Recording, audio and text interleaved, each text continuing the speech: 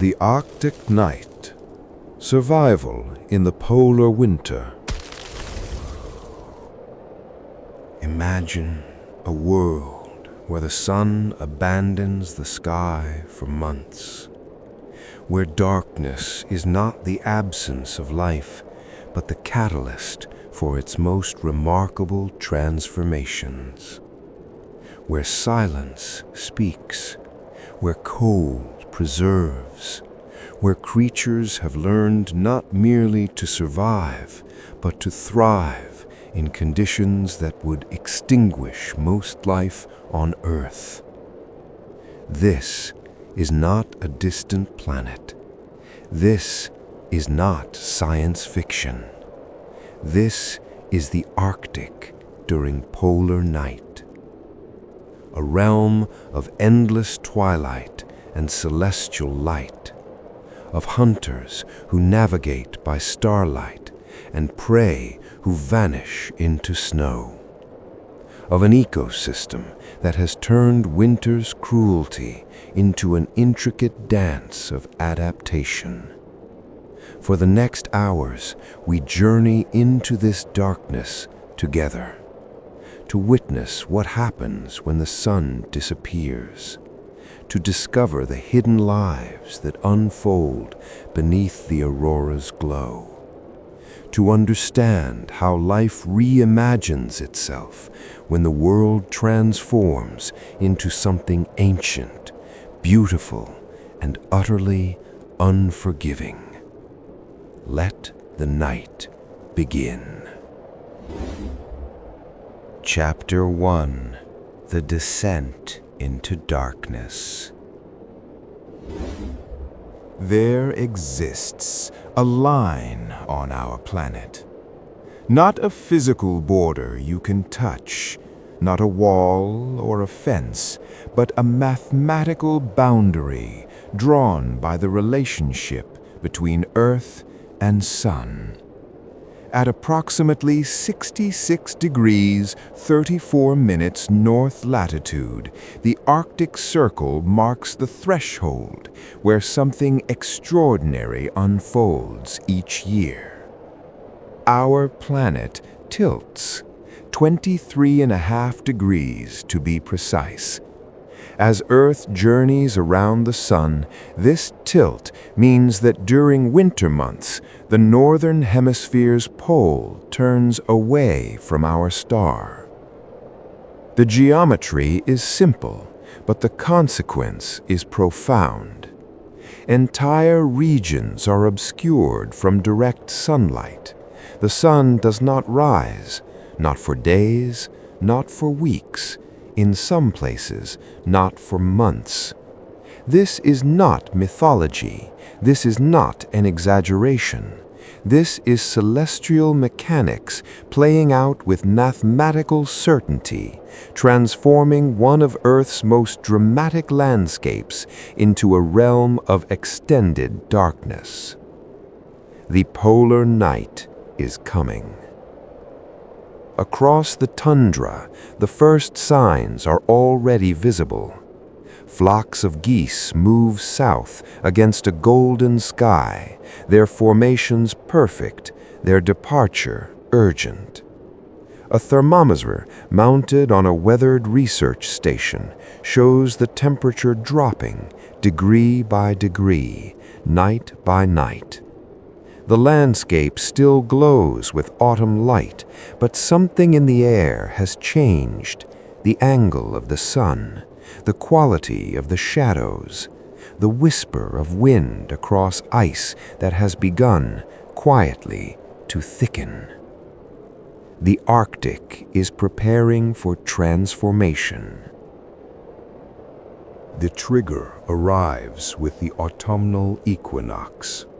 That moment around September 21st, when day and night stand in brief equilibrium across our planet.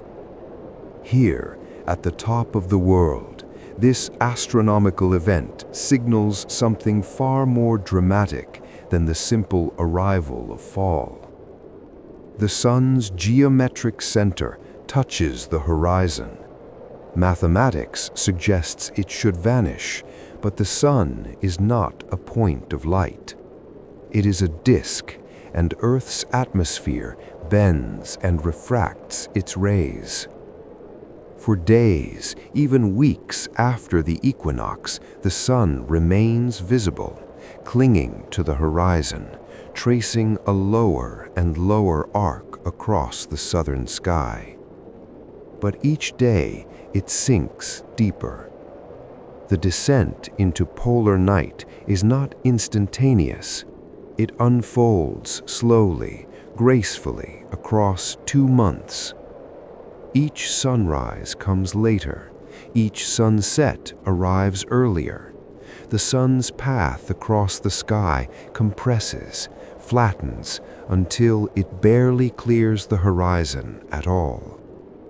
And then emerges the blue hour. This is not permanent twilight. It is a specific, remarkable phase when the sun sits between 0 and 6 degrees below the horizon. Direct sunlight no longer reaches the surface, but the upper atmosphere still catches the sun's rays and scatters them downward. Red wavelengths filter away, absorbed by the increasing thickness of atmosphere the light must traverse. Blue wavelengths persist, scatter, dominate. The result is a landscape transformed into something almost otherworldly. The sky becomes a deep, supernatural cobalt. Shades of azure blend with violet. Depending on atmospheric conditions and the angle of the hidden sun, streaks of pink and pale rose appear along the southern horizon, fading upward into deeper blues and purples. But it is the snow and ice that makes this phenomenon truly extraordinary. These vast white surfaces act as enormous reflectors, bouncing the blue light back upward, creating a glassy, almost three-dimensional quality to the world. Mountains appear tinted deep blue. Frozen lakes mirror the sky's colors with uncanny precision.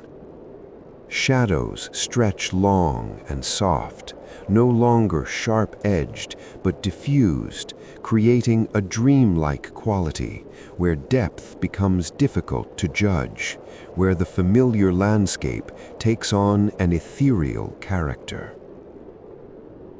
If you're finding peace in this journey into darkness, a gentle tap on the like button helps others discover this space. And if you'd like to return here again, subscribe to join us for more nocturnal voyages. Now, let us continue into the deepening twilight. This is not yet true darkness. An observer can still see the landscape, can navigate without artificial light, although with increasing difficulty. Objects can still be distinguished. The horizon remains visible. This is crucial to understand. The polar night is not the absolute pitch blackness of Hollywood imagination. It is a progression through increasingly subtle shades of twilight, a gradual dimming rather than a sudden extinguishing of light. The blue hour persists for weeks as the sun sinks deeper, growing dimmer each day, but maintaining its haunting beauty. As September transitions into October, and October surrenders to November, the primary transformation shifts from light to temperature. In Arctic autumn, from August through early September, temperatures remain relatively mild, 0 to 10 degrees Celsius. Weather patterns remain unpredictable, turbulent, Rain still falls, streams still flow. But Arctic winter, from October through April, brings catastrophic cold. -40 degrees Celsius, -50 in sustained periods. These are temperatures where exposed skin freezes in minutes, where breath crystallizes instantly, where the very air seems to resist inhalation. The descent is not gradual, it accelerates. By late October, temperatures have typically plummeted 30 to 40 degrees Celsius from early September. The transformation compresses into a handful of weeks, and the landscape responds. Early autumn presents the Arctic in perhaps its most vibrant state. The Ruska season dominates. Across the tundra, dwarf birches and shrubs transform into brilliant reds, yellows, oranges. The extended golden sunlight creates impossibly long shadows, making even mundane terrain appear cinematic, painted in warm light. But as October arrives, these colors fade with startling rapidity. The brilliant reds brown, the golden yellows darken. Leaves fall or simply darken where they stand, preserved by the cold. The first snow arrives, tentative at first, then consolidating. By early to mid-November, the landscape has become predominantly white. This is not a subtle color grading, it is a dramatic shift from polychromatic beauty to severe monochrome. White snow, gray rock, dark water where it still flows, black shadows. The wildlife knows what is coming. They do not wait for polar night to begin. They respond to the shortening daylight, to the dropping temperatures, to instincts refined across millennia. By late September, the migrations are well underway. Birds depart en masse. Flocks of snow geese, thousands strong, move south against the deepening twilight. Arctic terns, having spent the brief summer here, begin their extraordinary journey to the Antarctic. Shorebirds that nested in the tundra's relative abundance now flee toward temperate coasts. Those who remain enter a frenzy of preparation. Terrestrial mammals engage in what researchers call fat loading, building energy reserves for the coming scarcity. Ground squirrels consume everything available, doubling their body weight in weeks. Arctic foxes cache food obsessively, hiding kills beneath rocks and in frozen ground they can still excavate. Predators intensify their hunting. Wolves coordinate larger hunts, taking advantage of prey still fattened from summer feeding. Wolverines roam vast territories, opportunistic and relentless. For many species, mating behaviors peak in autumn, synchronized to the seasonal cycle, ensuring that offspring will be born in spring when conditions improve. And gradually, the soundscape transforms. Early autumn still features the calls of birds, the howls of wolves, the gurgle of running water over stones, the rustling of wind through the last vegetation. But by November, these sounds diminish. Water freezes. Birds have parted. The wind remains, but it blows across a harder, emptier landscape. The silence becomes a defining characteristic. Not the absence of sound, but rather a soundscape dominated by wind. by the sharp crack of ice formation, by the subtle whisper of snow crystals being blown across frozen surfaces. A sound environment so sparse that each noise carries extraordinary distance and clarity. The Arctic is becoming a different world. And then comes the moment itself, the final sunset, the day when the sun does not return. The timing varies dramatically by latitude. At Svalbard's Longyearbyen, it occurs on October 26th. At Tromsø, in northern Norway, November 27th. At the North Pole itself, as early as September 25th.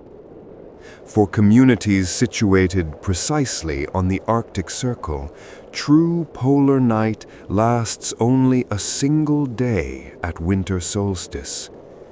But for most inhabited Arctic regions, the final sunset arrives between late November and late December. It should be witnessed with gravity.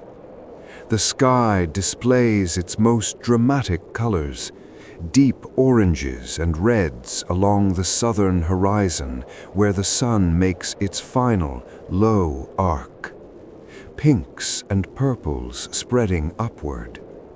The landscape is now white, vast, monochromatic, except for these colors painted across the sky. Wind intensifies, as it often does during clear weather. Breath becomes visible, hanging in the air. Frost forms on any exposed surface. Thermometers register temperatures well below freezing. And then, the sun touches the horizon for the last time. It does not plunge the world into absolute darkness. Instead, the Arctic enters a new phase. For the first 1 to 3 weeks after the final sunset, civil twilight persists around midday. The blue hour effect returns, but compressed into a brief window.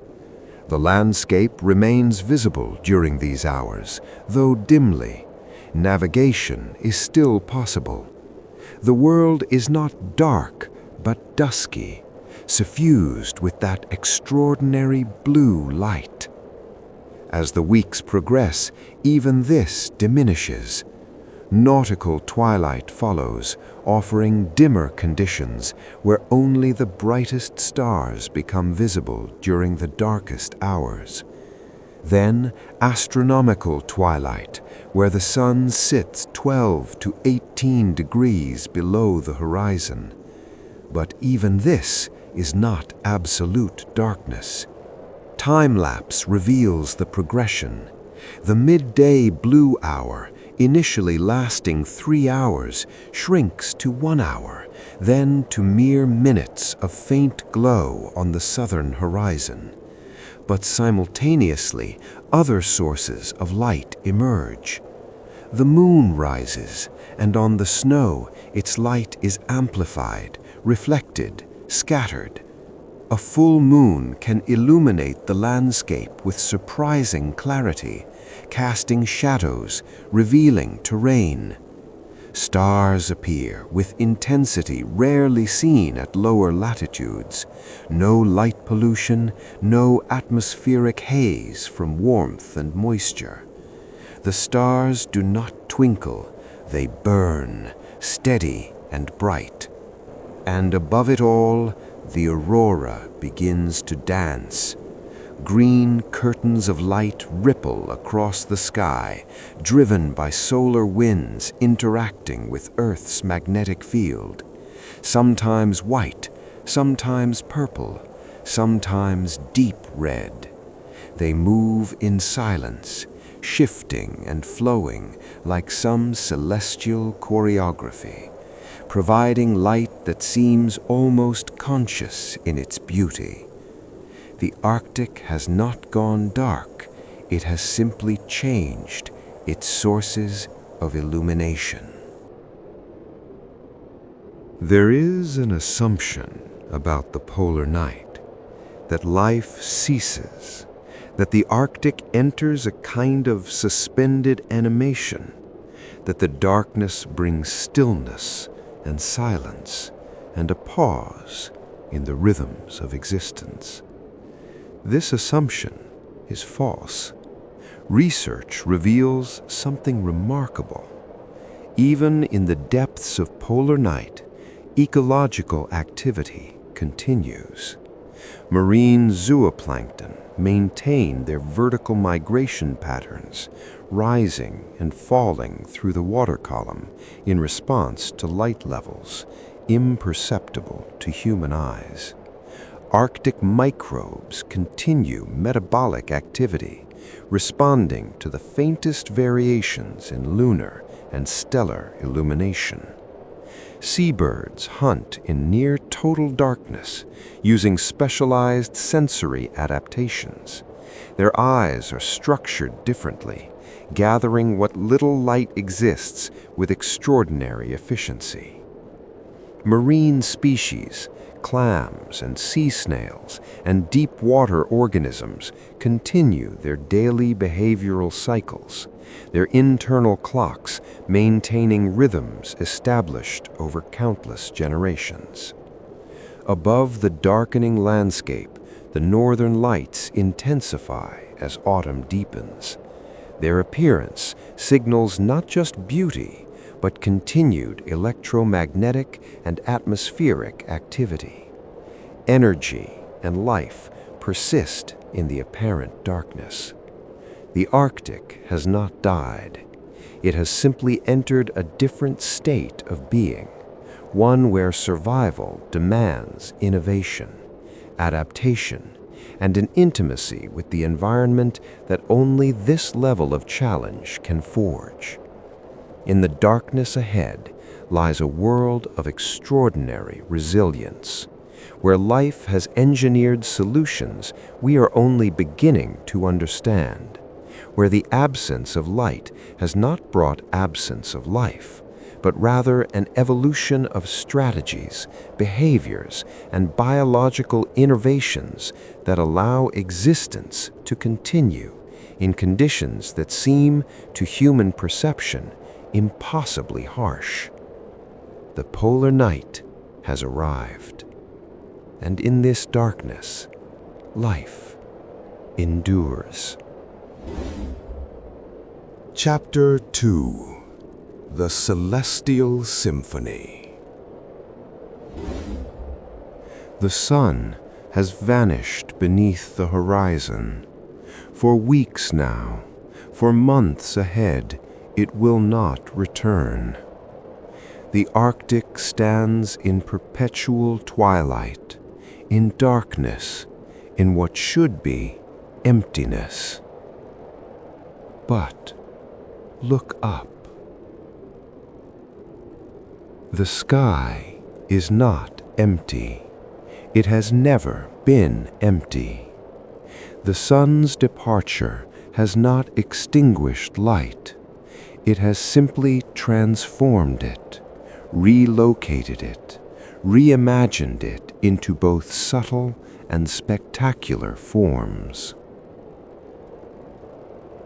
Above the frozen landscape, a different kind of illumination takes the stage. Stars appear with an intensity rarely witnessed at lower latitudes. No atmospheric haze from warmth and humidity, no light pollution from distant cities. They don't twinkle, they burn, steady and unwavering. Thousands upon thousands of points of light scattered across the blackness. The moon rises, and when it is full, the landscape beneath transforms into something almost luminous. Snow-covered plains glow with reflected light. Mountains cast shadows. Ice fields become mirrors, doubling the sky's offerings. And then there is the aurora. Green curtains ripple across the heavens. They fold and unfold. They dance in silence. Sometimes they stretch in gentle arcs from horizon to horizon. Sometimes they explode into motion, spiraling overhead in coronas that seem to converge from all directions, as though the sky itself is breathing. The sun has left the Arctic, but it has not taken its light. It has simply moved that light into the invisible realm, into charged particles, into magnetic fields, into cosmic forces, and allowed it to return as something even more extraordinary. The polar night is not darkness, it is transformation. The aurora borealis, it ends 93 million miles away at the surface of the sun. Even now, invisible below the horizon, the sun affects the Arctic sky. It constantly emits a stream of charged particles, a solar wind that flows outward through space at speeds exceeding 1,000,000 miles per hour. This wind carries electrons, protons, ionized atoms, all hurled into the void by the sun's violent magnetic processes. When this solar wind reaches Earth, it encounters our planet's magnetic field. Most particles are deflected, pushed aside, guided around the planet like water flowing around a stone. But some are captured, funneled down along magnetic field lines toward the polar regions, forming oval-shaped zones around each magnetic pole. These particles, these ghosts of solar fire, plunge into the upper atmosphere at altitudes between 80 and 500 kilometers. They collide with atoms and molecules, mainly oxygen and nitrogen. The collisions transfer energy, exciting these atoms, lifting electrons into higher energy states, and then, as these electrons fall back to their normal states, they release that energy as light. The aurora is born. Different gases, different altitudes create different colors. Oxygen, at roughly 100 to 250 kilometers above the surface, produces the classic green aurora, the most common color, the one that defines the northern lights in human imagination. A luminous, ethereal green that seems to glow from within. Higher up, above 250 kilometers, oxygen emits a different wavelength, deep red, often forming a faint crimson glow above the green bands, visible only during the most intense geomagnetic storms. Molecular nitrogen and ionized nitrogen contribute blues and purples, especially along the lower edges of auroral curtains and in rapid, pulsating structures that flicker and pulse like some cosmic heartbeat. The shapes vary endlessly. Sometimes the aurora appears as a diffuse glow, a faint luminescence spread across the sky. Sometimes it forms narrow arcs, stretching from horizon to horizon, stable for minutes or hours. Sometimes it ripples into curtains that fold and undulate. Sometimes it spirals into coronas, where rays seem to converge directly overhead from all directions. The movement is driven by changes in Earth's magnetosphere. On the night side of the planet, the magnetic field stretches into a long tail. When this tail reconnects, releasing stored magnetic energy, particle flows intensify. The aurora brightens, it accelerates. What appears serene in a photograph becomes in reality a dynamic storm, painting the sky in real time. You can watch a faint arc shimmer quietly for an hour, and then, without warning, it explodes into motion. The curtains fold rapidly, racing across the sky. Colors intensify. The green brightens, purples and reds emerge. The entire display can shift and transform in seconds, driven by invisible forces playing out in the magnetosphere far above. This is not simply pretty light. It is the visible signature of our planet's magnetic shield interacting with the sun's continuous assault. It is space weather made visible, a celestial storm rendered in luminous greens and reds and purples against the polar night.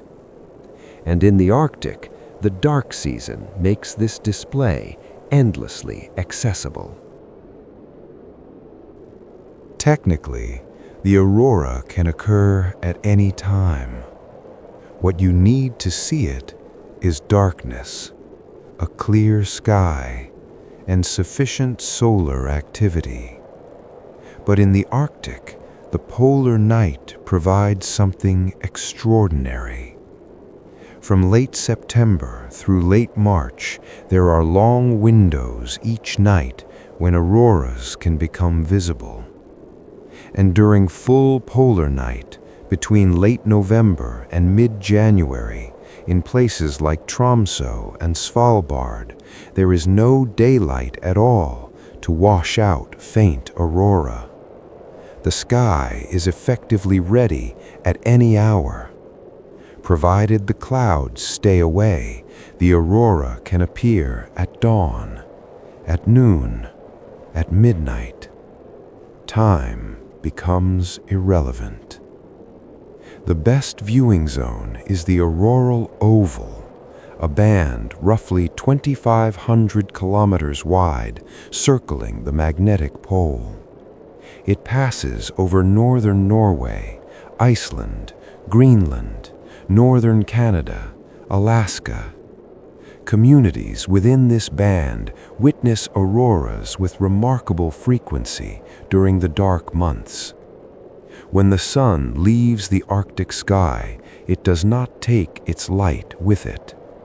It transforms that light into charged particles and magnetic fields, and lets it return as curtains of fire dancing in silence above the frozen world. Long before anyone understood magnetospheres or solar wind, Arctic peoples looked up at these lights and found meaning. The Inuit saw spirits. The aurora was the dead playing games in the sky, sometimes described as a ball game using a walrus skull or even a human skull. The lights moved because the players moved, running and leaping across the heavens. To watch the aurora was to watch ancestors at play. In Greenlandic tradition, the lights were children who had died at birth, dancing along a sky road.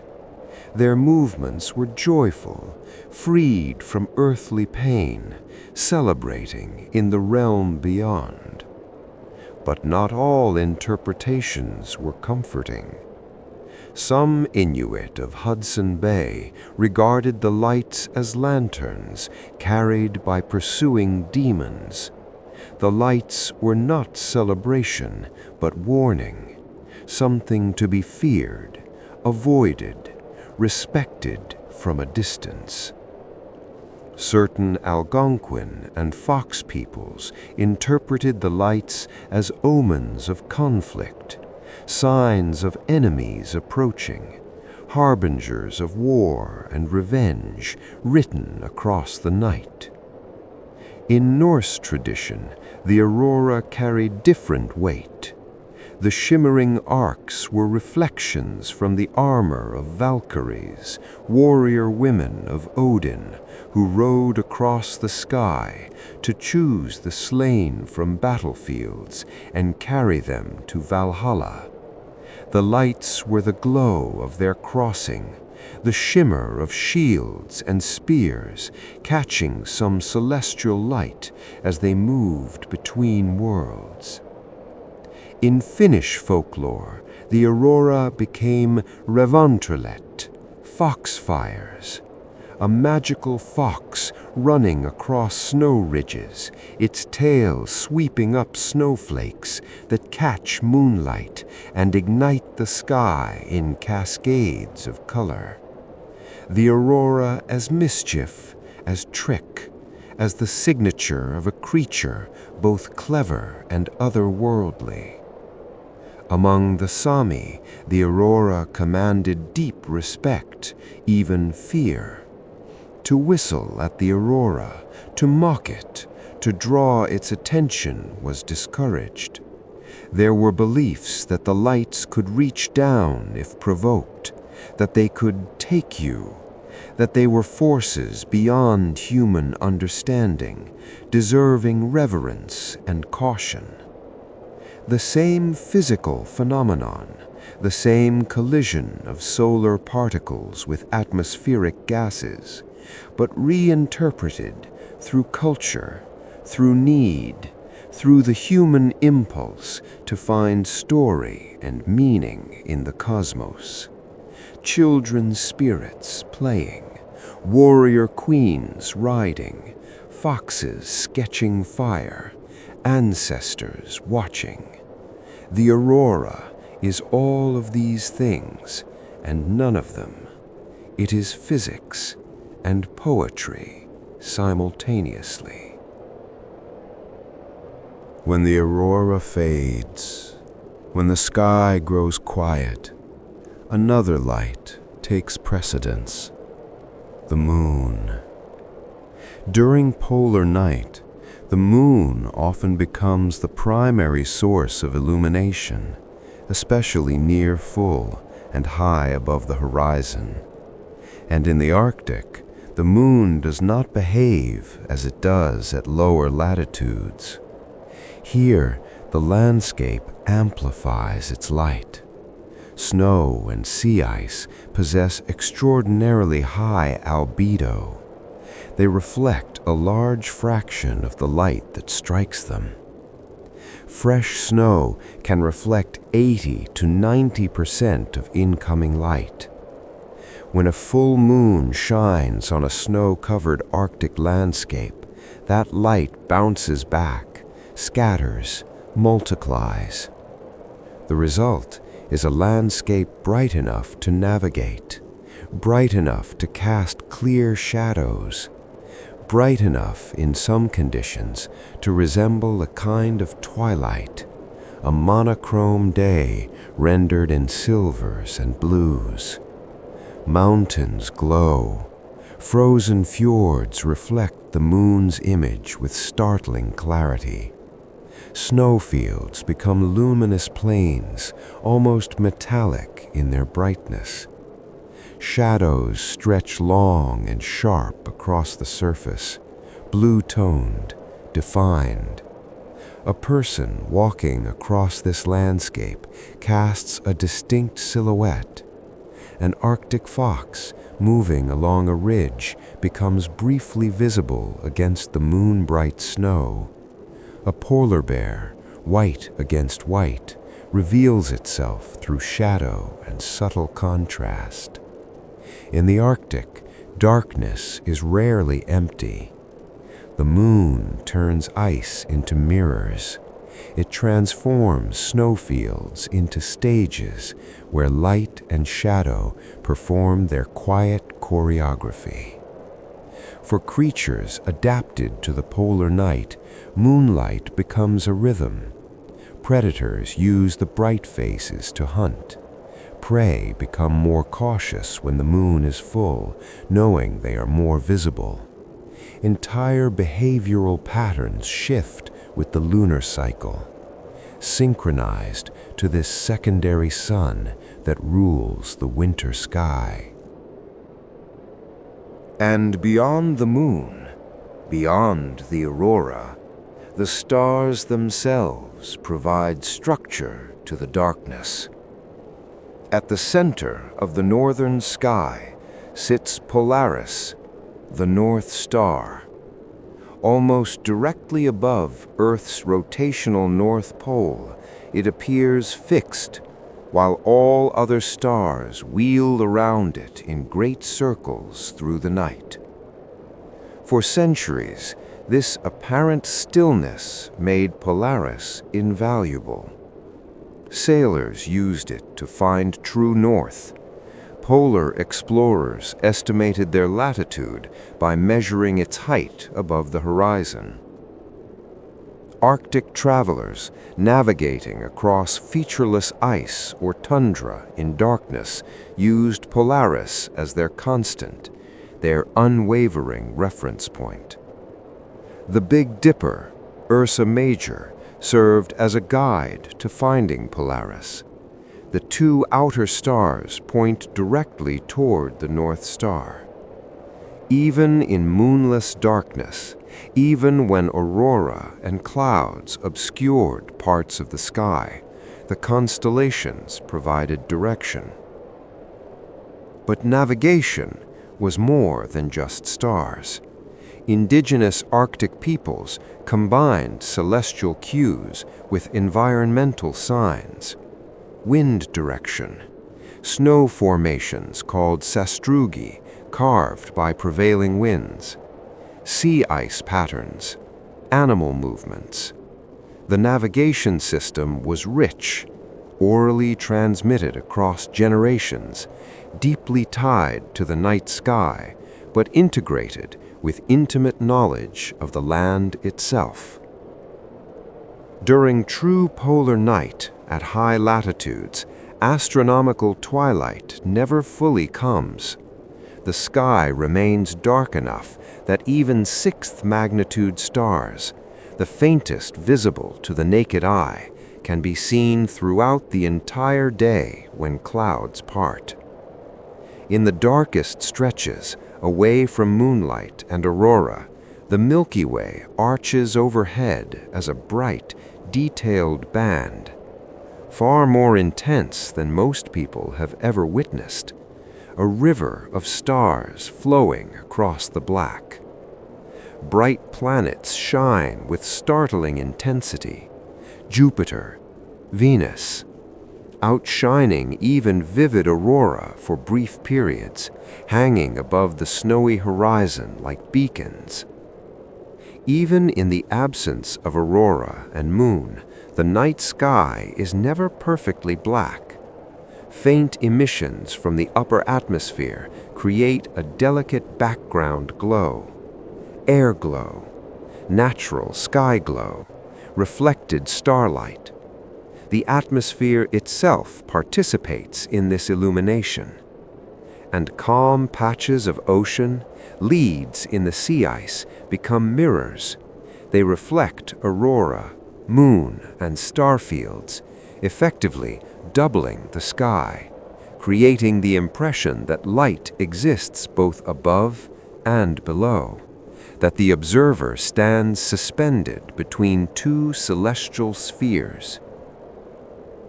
In the deepest polar night, the sky becomes both guide and storybook. It provides direction for those who know how to read it. It offers stories for those who watch. It reminds the observer of their smallness beneath a vast, active cosmos that continues its dance regardless of whether the sun has risen or set. The celestial symphony plays on. Aurora and moon, planets and stars, reflections and glows. The polar night is not the absence of light. It is the presence of a different kind of illumination, subtler, more varied, more demanding of attention. And under this transformed sky, life continues its adaptations. Chapter 3. The Plant Kingdom's Deep Sleep. In the polar night, it is easy to think the Arctic has stopped breathing. The landscape stretches, white and silent. Snow covers everything. No movement, no color, no visible growth. The tundra that glowed with autumn reds and golds just weeks ago has vanished beneath this blanket. The dwarf shrubs that carpeted the ground are buried. The mosses and lichens that clung to every rock surface are hidden. From above, from a distance, the land appears lifeless, a frozen canvas, a world in suspension. But this appearance is deception. Beneath the snow, within the snow, pressed against rocks and soil, life persists. Not active, not growing, but alive, waiting, employing strategies refined across millennia to endure conditions that would destroy most plant life on Earth. The Arctic flora has not died. It has entered a state of profound dormancy, a controlled surrender, a carefully engineered pause. While animals must migrate or hunt to survive the polar night, plants choose another strategy entirely. They stay, they stop, they let time itself become their shield. Consider the architecture of Arctic plant life. Nothing here grows tall. There are no trees in the high Arctic, no towering shrubs, no vertical structures reaching skyward. Instead, the plant kingdom hugs the ground. Dwarf birches stand only centimeters high. Willows spread horizontally rather than upward. Heathers and crowberries form mats and cushions pressed flat against the earth. This is not limitation. This is design. Being low to the ground keeps these plants within a relatively stable microclimate, just above the soil surface, where air is less turbulent and temperatures slightly higher than the air above. It allows them to be easily covered by snow, which is crucial because snow is not their enemy. Snow is protection, and it reduces exposure to the desiccating winter winds that can strip moisture and damage tissues more effectively than cold alone. If you were to place a camera at ground level and move it slowly across the tundra, you would pass through what appears to be a forest. Branches, stems, leaves, a complex three-dimensional structure. But pull back and the perspective shifts. This entire forest is merely a patch of dwarf shrubs, perhaps 10 centimeters tall, occupying a few square meters of tundra. Scale here is everything. As autumn progresses and daylight shortens, These plants shift from growth to survival mode. They stop producing new tissues. They cease the energy-intensive work of photosynthesis and cell division. Instead, they prepare. Many perennial plants withdraw nutrients from their leaves back into stems, roots, and rhizomes. They salvage what is valuable, pulling nitrogen, phosphorus, and other critical elements back into storage. Then they allow the leaves to die, to brown, to break down. This conserves resources and protects the most valuable parts underground or buried under snow. But the preparation goes deeper than simple withdrawal. At the cellular level, remarkable transformations occur. Cells accumulate sugars, amino acids like proline, and other solutes that act as biological antifreeze. These compounds lower the freezing point of cell contents and stabilize cell membranes, preventing them from rupturing when temperatures plummet. Some species tolerate their tissues freezing almost completely. Ice forms in the spaces between cells, but not inside them. The cells themselves remain intact, their internal machinery preserved, waiting. They are freeze-tolerant, not merely cold-avoidant. This is not death. This is metabolism pressed into extreme slow motion. Respiration drops to barely measurable levels. Growth stops entirely. But the machinery of life remains functional, dormant, ready to restart when conditions allow.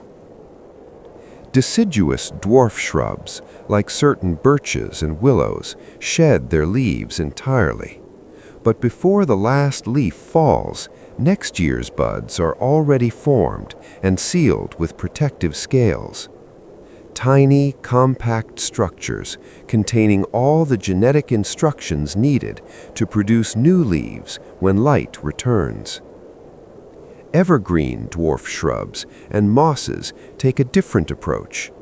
They retain their tissues through the winter, keeping them protected close to the ground and under snow. This is riskier, but it offers an advantage: the ability to resume photosynthesis immediately when conditions improve. Two strategies, both effective, both shaped by thousands of generations navigating this same cycle of light and darkness. Snow is not merely water in solid form. It is architecture. It is insulation. It is the difference between survival and death for much of the Arctic's plant life. Fresh, uncompacted snow is mostly air. Up to 90% of its volume is empty space, tiny pockets and gaps between ice crystals. And air, when still, is a remarkably poor conductor of heat. Even a shallow layer of snow can significantly reduce heat loss from the ground beneath. The result is a hidden world, a microclimate, a zone of relative warmth and stability in the midst of catastrophic cold. Above the snow, the air temperature may register -30 degrees Celsius or lower. The wind howls, ice crystals blow horizontally across the surface.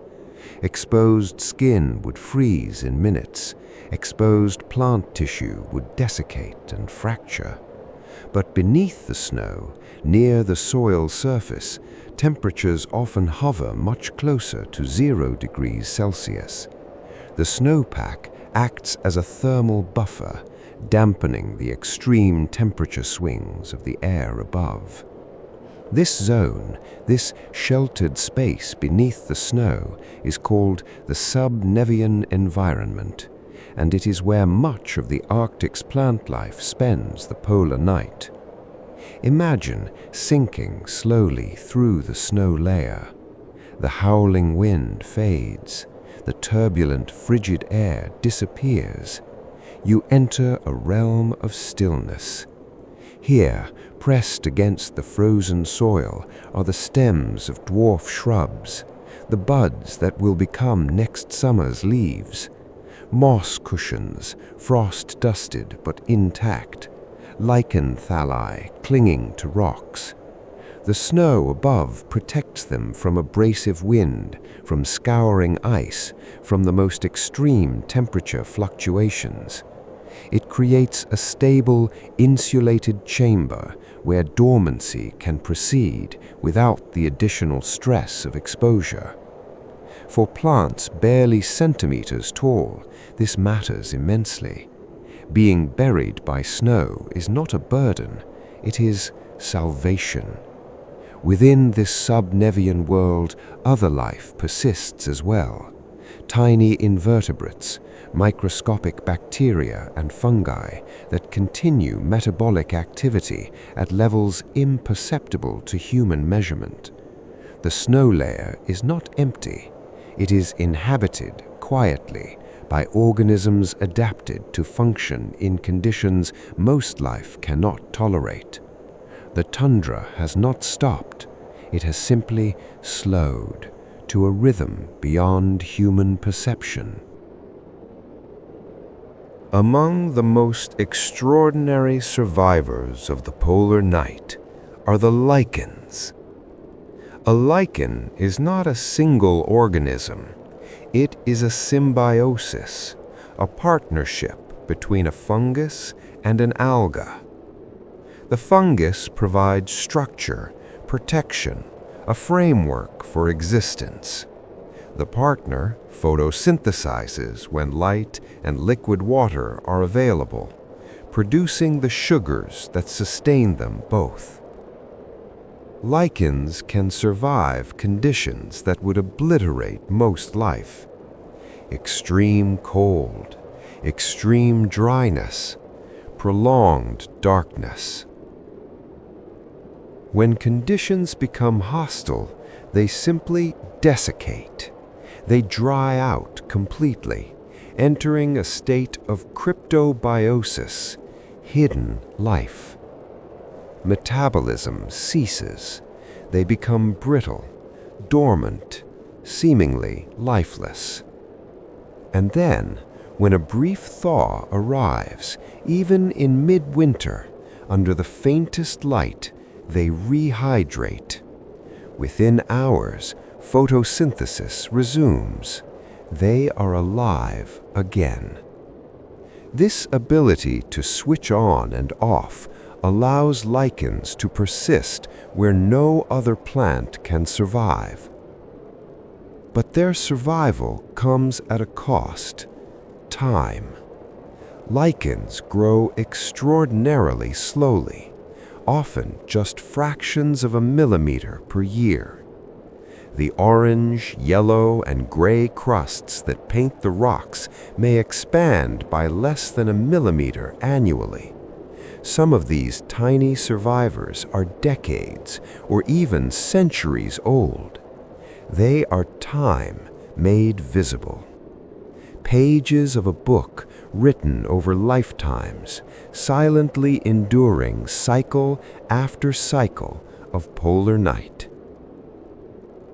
If you examine a lichen closely under magnification, you see intricate structures, fungal filaments woven into complex patterns, algal cells nestled within protective layers. This tiny organism, no larger than a coin, contains a resilience that rivals any forest tree. And beneath the snow, within the soil, another form of patience unfolds: seeds. Many Arctic plants survive winter not as exposed adults, but as seeds, hardened capsules containing embryonic life and stored energy. Their legacy is encoded in seeds scattered across the tundra, each one a compressed archive of genetic information. These seeds are engineered for waiting. Hardened coats prevent water from entering prematurely. Chemical inhibitors prevent germination during brief thaws. The seed will not sprout until specific conditions are met. Deep cold is not just endured by these seeds, it is required. A period of chilling, called cold stratification, breaks their dormancy. It ensures that growth occurs only when spring has truly arrived. The polar night becomes part of the timing mechanism, resetting biological clocks so that everything bursts into activity in perfect synchrony. Perennial plants employ similar strategies underground. Energy is stored in rhizomes, thick roots, and bulbs. Protected from the worst extremes, they wait in the dark. The polar night is not an interruption, it is integration, a necessary chapter in the life cycle, a pause that allows the system to reset, to prepare, to ensure that the brief window of summer is used with maximum efficiency. In the Arctic plant kingdom, survival is not about reaction. It is about endurance. There is no fleeing to warmer latitudes, no hunting for food, no complex behaviors to maintain body temperature. Instead, there is architecture refined across millennia. Low growth, antifreeze compounds, protected buds, seeds designed to wait. The Arctic plant is not built for speed. It is built for duration, for surviving not days or weeks, but decades of repeated darkness and cold. A dwarf willow may live for years, producing new growth each summer, then withdrawing each winter. A lichen may persist for a century, growing imperceptibly, photosynthesizing during brief, favorable moments, dormant for the vast majority of its existence. This is patience as biology, time as strategy. Beneath the snow's apparent emptiness lies an archive of life. Buds sealed and waiting, seeds sleeping through their required cold period, lichens counting winters in slow rings of growth, barely visible even under magnification. Moss cushions maintaining microclimates within their dense structures, sheltering bacteria and fungi and microscopic invertebrates. The land has turned inward. It has shut its doors. It is keeping life alive under a white curtain, in stillness, in silence, until the first hint of light returns to the southern horizon. And when that light comes, when the blue hour begins to lengthen, when temperatures begin their slow climb toward zero and then above, these plants will be ready. The buds are already formed. The seeds are already primed by cold. The lichens and mosses are already positioned, desiccated but intact, capable of resuming photosynthesis within hours of favorable conditions. Where animals must move quickly, must hunt and feed and respond to the changing environment, plants have already done their work. They prepared in autumn, they endured through winter, and in spring they will deploy resources stored months earlier, emerging not in haste, but with the deliberate efficiency of organisms that have perfected the art of waiting. The polar night passes over them like a wave over stone. It is immense, it is powerful, but it does not erode, it does not destroy. It simply moves on, leaving behind life that has learned across deep time to become still, to become patient, to surrender everything except existence itself, and in that surrender, to endure. Chapter 4. Masters of Insulation, the Furred and Feathered. The plants have surrendered to stillness. They wait beneath the snow, dormant, patient, their metabolism slowed to barely measurable levels. They have chosen endurance through inactivity. But not all life can choose this path. Mammals and birds are bound by different constraints. They are warm-blooded, endothermic. They must maintain internal body temperatures between roughly 36 and 42 degrees Celsius, regardless of external conditions. This is not optional. If core temperature drops too far, cellular processes fail, organs shut down, consciousness fades, death follows. In the polar night, where air temperatures can plummet to negative 40 degrees Celsius or below, where wind strips heat from any exposed surface, where food becomes scarce and energy precious, maintaining warmth becomes the central challenge of existence. The temperature differential between a bird's body and the surrounding air can exceed 70 degrees Celsius. Every moment, heat flows outward. Every moment, energy must be expended to replace it. And yet, life persists. 4 creatures exemplify the solutions evolution has engineered to this seemingly impossible problem. The Arctic fox, the rock pittergon, the musk ox, the Arctic hare. Each carries survival technology refined across thousands of generations. Every gram of fur or feather is deliberate. Every behavior is calibrated. They are not merely surviving the polar night. They are engineered for it. The strategies they employ fall into patterns. Insulation first and foremost. Dense fur or feathers that trap air close to the skin, creating a barrier between warm flesh and frigid atmosphere. Underfur or down functions like high-tech thermal fabric.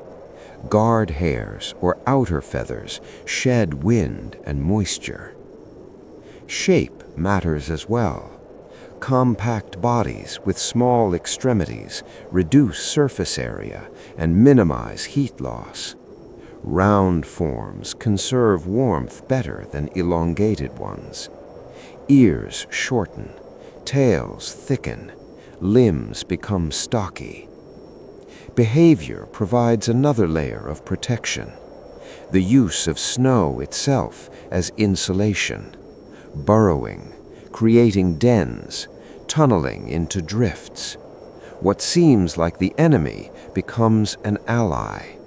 Snow is mostly air, and air, when still, insulates.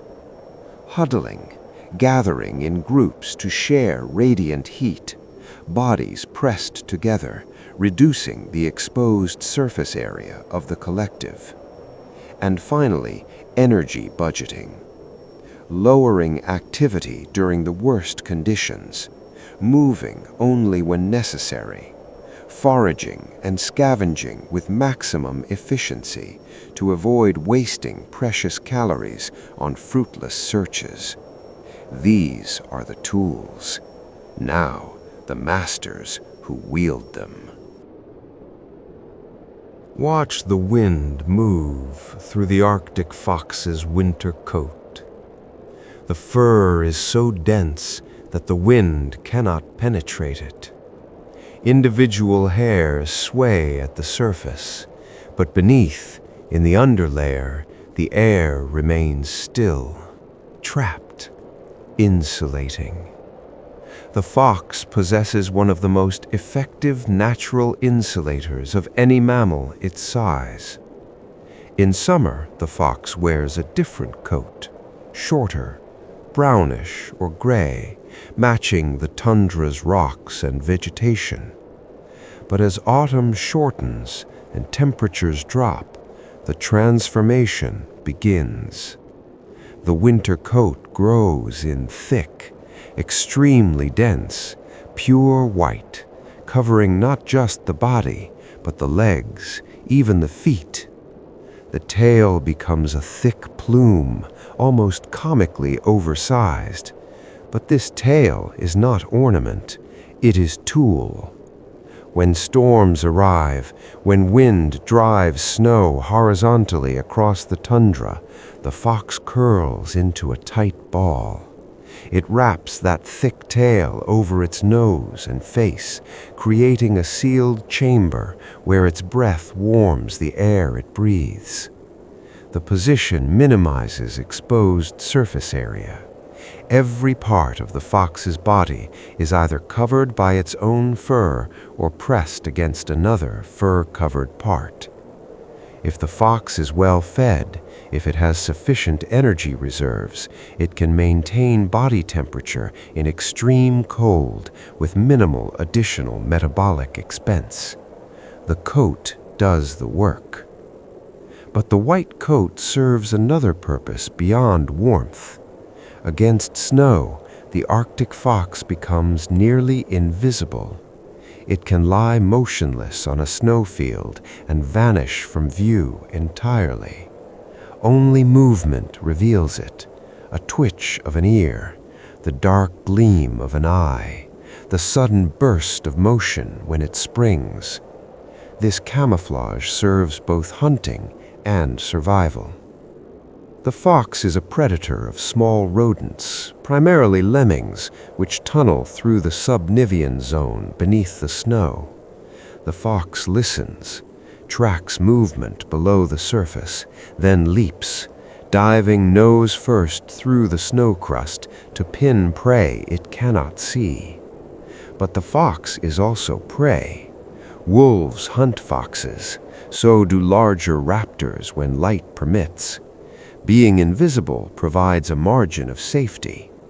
And in the polar night, when hunting becomes difficult and energy expensive, the Arctic fox reveals its most crucial adaptation, opportunism. It is a scavenger of extraordinary patience. Foxes shadow larger predators across the tundra and sea ice. They follow polar bears at a distance, downwind, waiting. They trail wolf packs, staying just beyond the range where they might be seen as competitors or prey. They constantly check wind direction, adjusting position, maintaining surveillance. When the larger animal makes a kill and feeds, the fox waits, sometimes for hours, sometimes for days, circling, watching, until the moment comes when the larger animal has eaten its fill and moved on. Then the fox moves in. It feeds on the remains, bones, scraps of meat, skin, fat, anything with caloric value. It may cache pieces, burying them in snow for later retrieval, building reserves against future scarcity. Along the coast, foxes scavenge fish and marine mammal carcasses. They patrol the ice edge. They investigate any disturbance, any scent carried on the wind. They are constantly searching, constantly assessing, constantly adapting. This is survival through flexibility, through intelligence, through the willingness to eat whatever the environment provides. When no scavenging opportunities exist, the fox hunts. But hunting in darkness, in extreme cold, burns calories that may not be replaced. So the fox rations its efforts. It uses old burrows, rock crevices, snowdrifts as windbreaks. It rests during the coldest hours. It moves during twilight or under moonlight when visibility improves. Watch a fox curl up in a shallow depression in the snow, tail wrapped over face, body tucked into the smallest possible sphere, breathing slowly, conserving, waiting. This is not defeat. This is strategy. The Arctic fox is small, roughly the size of a house cat. It cannot overpower larger predators. It cannot migrate thousands of kilometers like birds. Its survival depends on being well insulated, highly mobile, and strategically patient. And it works. In the depths of polar night, when temperatures plunge and wind scours the landscape, the white fox endures, invisible against snow, wrapped in the finest natural insulation evolution has engineered, waiting for the next opportunity, the next meal, the next sunrise that will eventually, inevitably, return. If the fox is an opportunist, the rock ptarmigan is a specialist in transformation. In summer, the ptarmigan wears mottled brown and gray plumage, blending seamlessly with rocks and tundra vegetation. But as winter approaches, the molt begins. Feathers fall and are replaced. Brown gives way to white. The transformation progresses over weeks until by deep winter the bird is almost entirely white. Only the tail remains black, and sometimes a dark mark near the eye.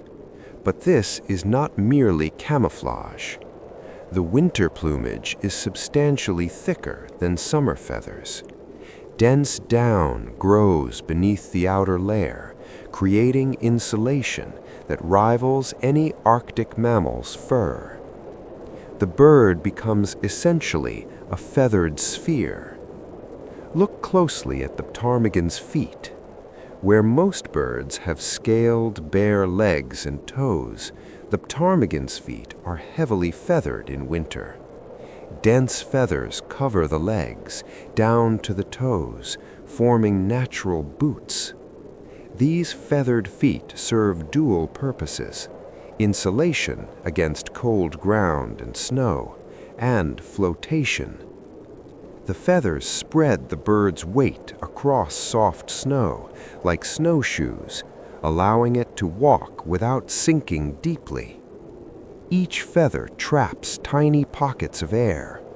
The feet become insulated chambers, preventing heat loss through contact with frozen surfaces. The bird can stand on snow for hours without suffering frostbite or excessive energy drain. But the ptarmigan's most remarkable adaptation is behavioral. Watch it approach a snowdrift in fading light. The bird does not simply roost on the surface, it dives, plunges into the snow almost like a swimmer entering water. Then it digs, using feet and wings, carving out a small chamber within the drift. Inside this snow burrow, conditions transform. Outside, wind may be howling, temperature may be -30 degrees or lower, But inside the snow chamber, wind is blocked entirely. Temperature stabilizes, often hovering much closer to 0 degrees Celsius than the air above. The birds' breathing and body heat warm the small space even further. The snow walls insulate. The ptarmigan settles in, feathers fluffed to maximum volume, creating even more dead air space within its plumage. Eyes half closed, heartbeat and metabolism slowed to resting levels. It literally lives inside the snow, using it both as camouflage and house. From outside, the bird is completely invisible. A predator walking past might be mere centimeters away and detect nothing. No movement, no scent carried on the wind, no visual cue whatsoever. The ptarmigan may remain in its burrow for many hours. It emerges to feed, moving across the snow to access whatever vegetation remains above the surface. Winter diet consists primarily of buds, twigs, and any remaining berries, woody plant parts that persist when everything else is buried. These are tough, fibrous foods, but the ptarmigan's digestive system is adapted to extract what nutrients exist. The bird has an enlarged cecum, a specialized part of the digestive tract where bacteria help break down cellulose and woody material. It can survive on food that would provide insufficient nutrition for most birds. Feeding is efficient, calculated. The ptarmigan does not wander aimlessly. It feeds, then returns to shelter before energy expenditure exceeds intake. In the blue twilight of polar noon, you might see a ptarmigan perched on a wind-scoured rock, perfectly camouflaged, motionless. Only the occasional blink reveals it is alive.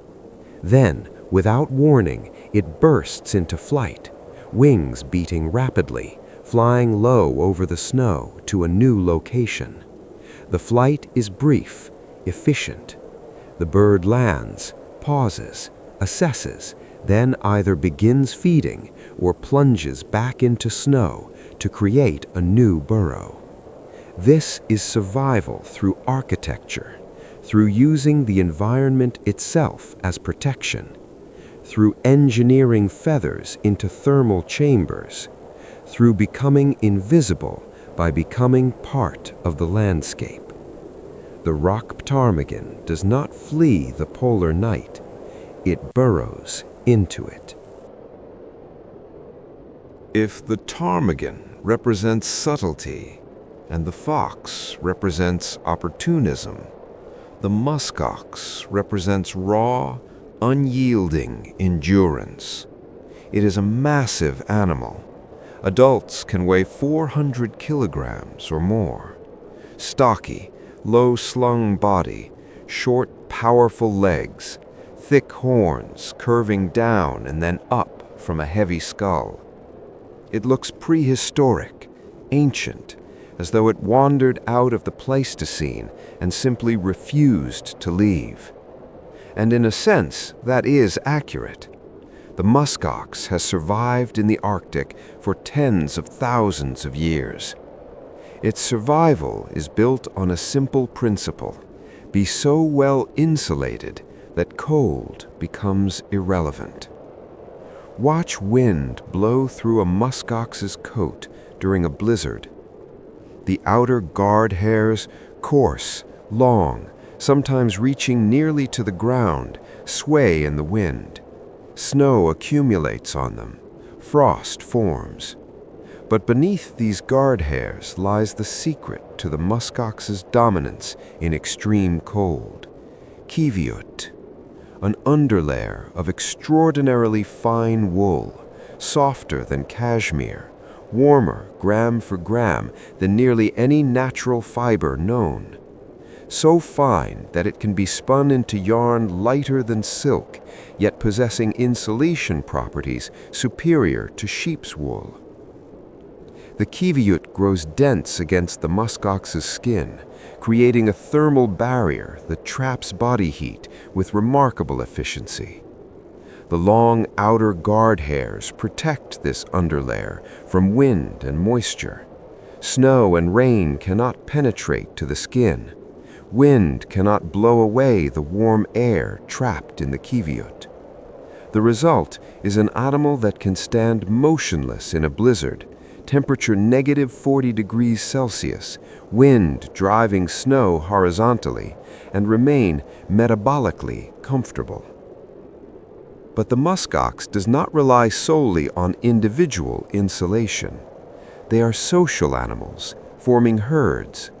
And in harsh weather, this social structure becomes survival technology. Watch a herd as a storm approaches. They move closer together, position themselves with their backs to the wind, creating walls of fur that block wind for individuals on the interior. They stand, sometimes for hours, barely moving. Snow accumulates on their backs, frost forms on their faces, but collectively they create a sheltered microclimate. Calves and smaller individuals position themselves on the interior, shielded by the larger adults. Body heat radiates from dozens of animals. Wind is blocked. The effective temperature experienced by individuals inside the herd can be significantly higher than the air temperature just meters away. This is collective insulation. Hundreds of kilograms of living wool clustered together, making the difference between survival and lethal cold. The herd's defensive formation serves dual purposes. It defends against wolves, and it concentrates body heat, providing thermal advantages during the long hours of standing and waiting. Feeding in winter presents challenges, even for an animal as well insulated as the muskox. They graze on grasses, sedges, mosses, and lichens buried beneath snow. Using their hooves and muzzles, they dig through snowpack, sometimes half a meter deep, to access frozen vegetation below. This cratering behavior expends energy, but it is the only way to access food during the darkest months. The vegetation they uncover is coarse, partially frozen, low in nutrients. But the muskox's digestive system is adapted for this. Multiple stomach chambers, specialized bacteria, slow digestion that extracts maximum nutrition from minimal forage. They can survive on food quality that would starve a domestic cow.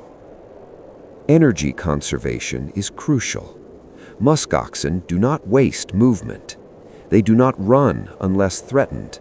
They graze methodically, moving slowly across the tundra, expending minimum calories to access maximum food. When not feeding, they stand or lie down, conserving. The muskox unknowingly carries climate control technology that humans can only attempt to imitate. In the polar night, under moonlight or aurora, a herd of muskoxen standing in formation is a sight of almost mythic power. Dark silhouettes against white snow, frost on their horns, breath rising in visible plumes, motionless, enduring. They are the ancient guardians of the tundra, walking fortresses, proof that size, insulation, and social cohesion can overcome even the harshest conditions the Arctic night can impose.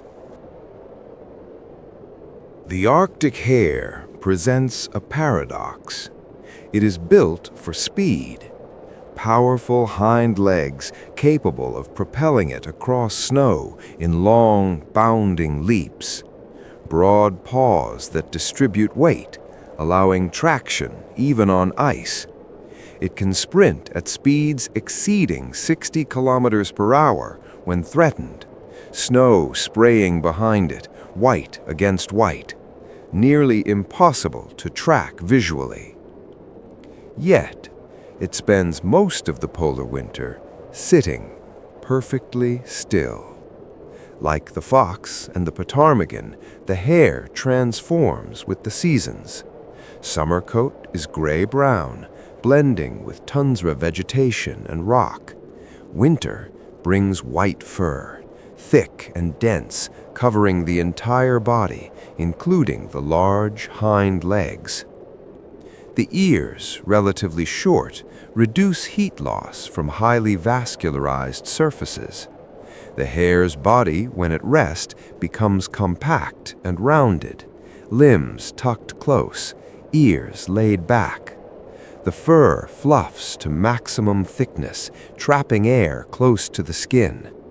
From a distance, a resting hare resembles a smooth white stone or a small drift of snow. Only the dark eyes give it away, and only if you know where to look. But Arctic hares are not always solitary. In winter, they can gather in groups, sometimes dozens of individuals, sitting close together, often facing the same direction to minimize wind exposure. Bodies pressed against each other, sharing radiant heat. The collective reduces the surface area exposed to wind and cold for each individual. Grouping also improves vigilance. More eyes watching for predators, foxes, wolves, snowy owls. The hare's survival strategy includes both camouflage and awareness. Remain invisible, but if discovered, detect the threat early and run. Most of the time, however, hares conserve energy through stillness. They rest on the leeward side of snowdrifts or rocks where wind is blocked. They sit for hours, barely moving, breathing slowly, heartbeat reduced to resting rate, watching, waiting. This is not laziness. This is energy budgeting at its most refined. Every movement burns calories. Every calorie must be replaced through feeding. In the polar night, food is scarce. The hare browses on woody plant parts, twigs, bark, buds. It digs through snow when necessary to reach buried vegetation. Strong front teeth and specialized adaptations allow it to extract nutrients from tough, frozen food. But the nutritional return is limited, so the hare rations its activity. It feeds efficiently, moves to new areas only when necessary, spends the majority of its time at rest, letting its thick coat and behavioral adaptations do the work of maintaining body temperature. When threatened, the paradox resolves. A predator approaches, perhaps a fox, perhaps an owl on silent wings. The hare remains motionless as long as possible, gambling on camouflage. If the predator comes too close, the hare explodes into motion. Those powerful hind legs launch it forward. It bounds across snow in irregular patterns. The white coat makes tracking difficult. The predator sees flashes of movement against white, but sustained visual lock is nearly impossible. The hare's speed and agility usually win. It reaches rocky terrain or a snowdrift where it can burrow or hide. It outlasts the pursuit. Then it stops, settles, becomes still again, back to conservation mode. This dual strategy, extreme stillness punctuated by explosive speed, allows the hare to survive. It does not outfight, it outlasts. In the blue twilight, a group of Arctic hares huddles together near a rock outcrop. Frost forms on whiskers and fur. ears tucked back, eyes half closed against wind-driven snow. They look almost like a cluster of white stones, irregular and still. Then one lifts its head, scans the horizon, settles again.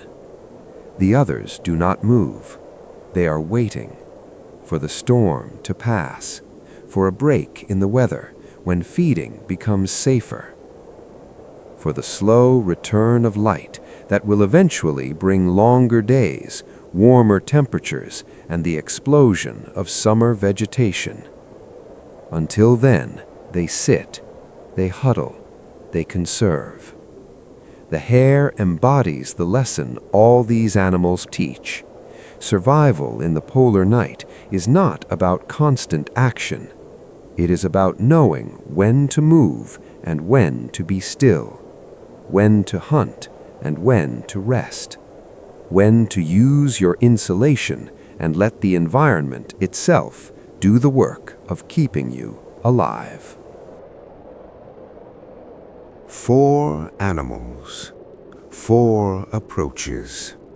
One fundamental challenge: maintain warmth long enough to see the light return. The Arctic fox, with its opportunistic scavenging and tail wrapped over nose. The rock ptarmigan, diving into snow burrows and walking on feathered feet. The musk ox, standing in formation, kiviute and guard hares creating a portable fortress. The Arctic hare, sitting motionless in groups, gambling on camouflage and conserving every calorie. Different strategies, different body plans, different behaviors, but every solution relies on the same principles. Insulation is not just a layer, it is a promise. Survive the night, and you may see another summer. In the polar winter, standing alone is dangerous. Fur and feathers help, but so do neighbors, so does snow, so does terrain, so does patience. The Arctic's warm-blooded creatures carry their climate with them. A few millimeters of fur or feather that mean the difference between freezing and seeing tomorrow. Every hair is deliberate. Every behavioral choice is calibrated. These are not animals enduring the polar night. These are animals engineered for it, refined across thousands of generations into survival specialists. The sky provides its celestial symphony. The plants retreat into patient dormancy. But these 4, the furred and feathered masters of insulation, remain active, visible, moving through the darkness with strategies that have proven again and again sufficient. The polar night continues, but they endure. Chapter 5: The Hunters of the Night. By now, the Arctic has been dark for weeks, in some places for months. The sun has not appeared above the horizon since late autumn. The blue hour has shrunk to a faint glow on the southern horizon at midday. The rest is night. Those who stayed cannot live on fat alone. The muskox can graze on frozen vegetation. The ptarmigan can survive on buds and twigs. The hare browses on woody plants. They have food sources, however meager, however energy poor.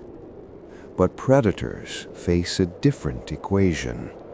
There is no vegetation to eat, no photosynthesis occurring to create new biomass.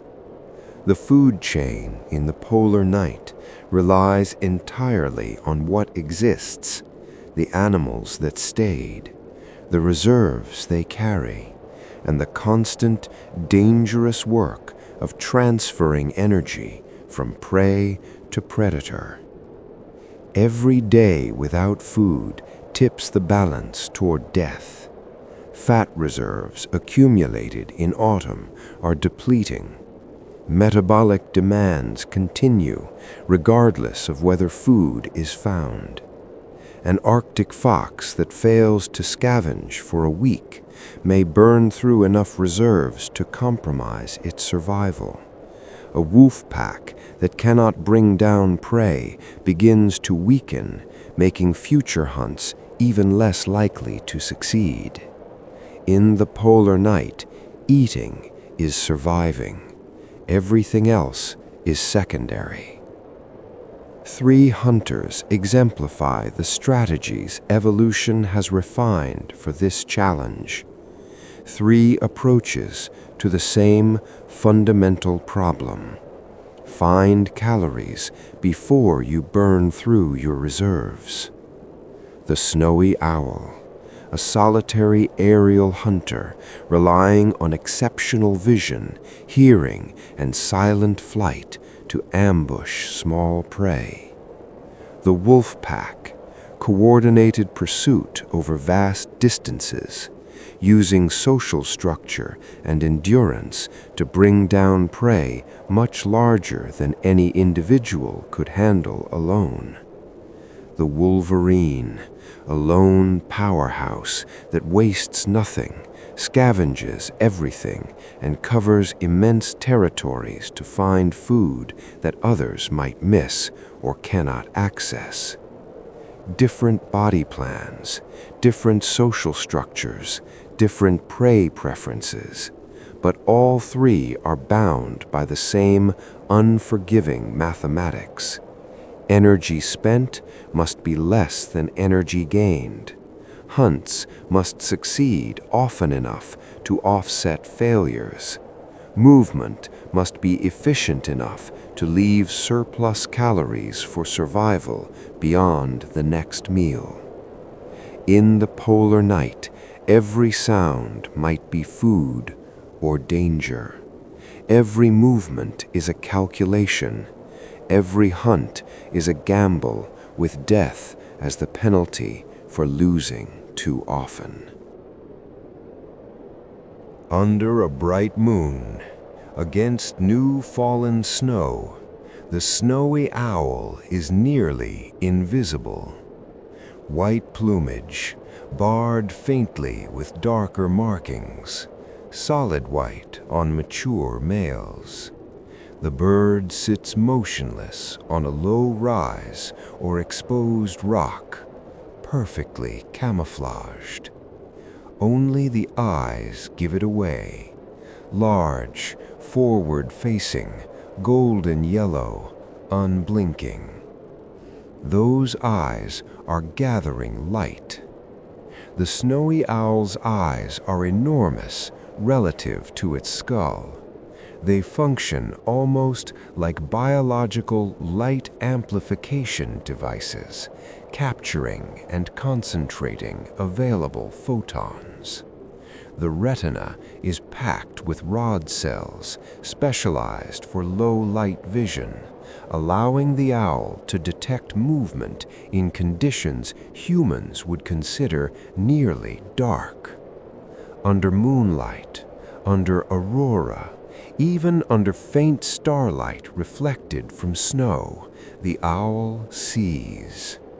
But vision alone is insufficient. The owl's hearing is equally specialized. Like other owls, it possesses a facial disc, a concave arrangement of feathers that funnels sound toward the ears. The ears themselves are asymmetric, positioned at slightly different heights on the skull. This asymmetry allows the owl to triangulate sound sources with extraordinary precision. A lemming moving beneath the snow makes subtle sounds, the scrape of claws, the rustle of movement through the subninial tunnels. Sounds barely audible even in silence, but to the owl, perched and listening, these sounds create a three-dimensional map. The owl can pinpoint prey it cannot see, hidden beneath snow, moving in tunnels a foot below the surface. Watch the owl's head swivel, subtle adjustments, tracking something only it can detect. The body remains perfectly still. The wings are folded, no energy wasted on unnecessary movement. Then, suddenly, the owl launches. Specialized feather structures on the wing edges, soft, fringed, disrupt the turbulent airflow that creates sound. The owl's flight is nearly silent. No whoosh of displaced air, no flapping noise that would alert prey. It glides low over the snow, adjusting trajectory mid-flight based on continuing auditory cues. The lemming, if it detects anything at all, has perhaps 1 second of warning. The owl strikes.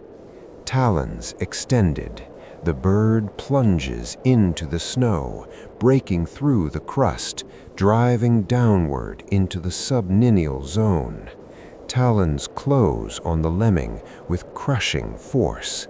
The kill is instant. The owl pulls its prey from the snow, often swallowing smaller rodents whole. Larger prey it carries to a perch to consume. Bones, fur, everything is swallowed. Later, the indigestible parts will be regurgitated as compact pellets. This is efficiency refined to precision. But efficiency is not optional. It is survival. Lemmings are the snowy owl's primary prey, small rodents that undergo dramatic population cycles, booming in some years, crashing in others. In peak years, the owl feeds easily. It may even cache extra kills, freezing them in the snow for later consumption. But in crash years, when lemming populations collapse, the owl faces catastrophe.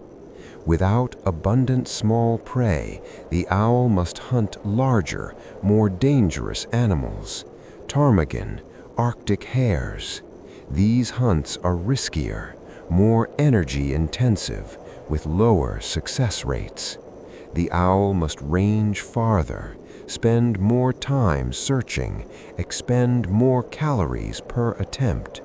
Some owls, especially juveniles, undertake eruptions, mass movements southward in search of better hunting grounds, driven by starvation. Those that remain in the Arctic face a brutal calculus. Each failed hunt drains reserves. Each day without food weakens the bird, making subsequent hunts even more difficult. In the Arctic night, the owl cannot rely on visual hunting during daylight hours because there are no daylight hours.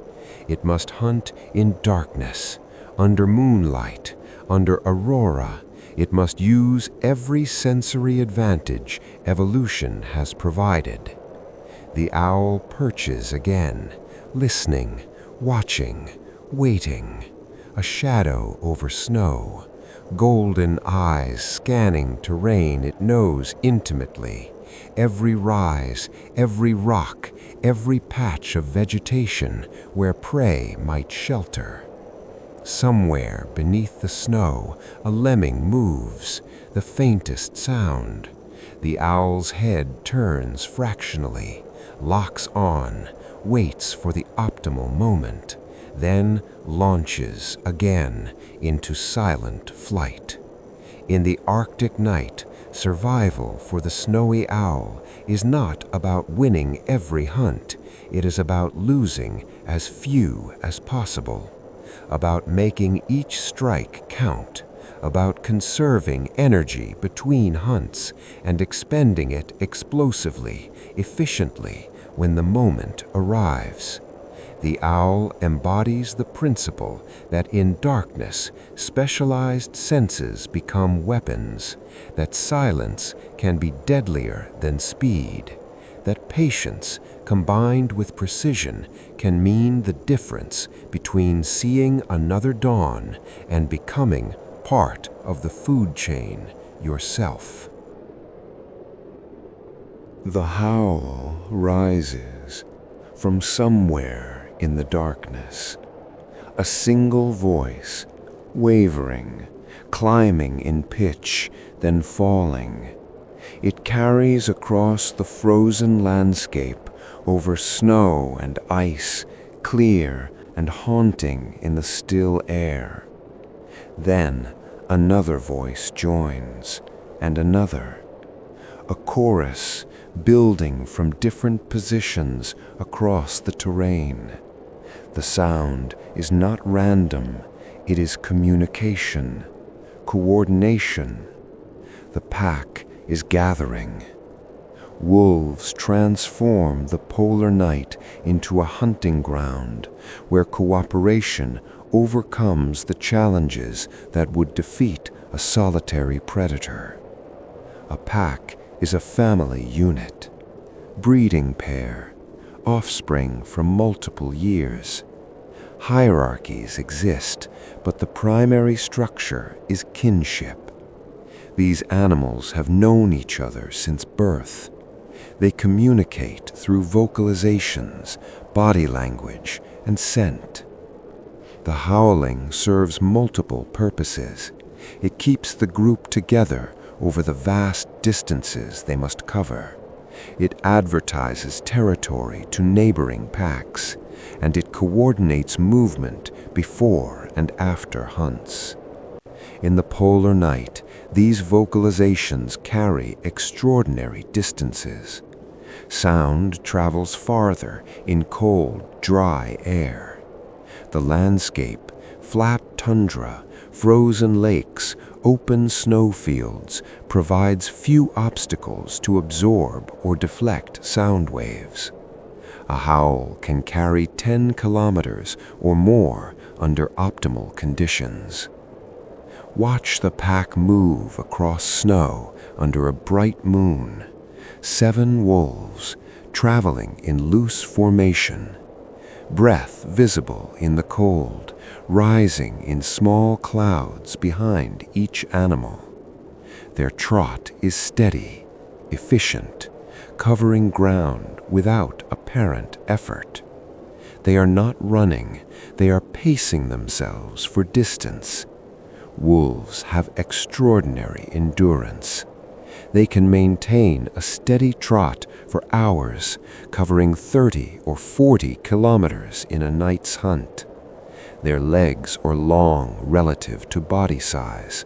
Their paws spread wide, distributing weight on soft snow.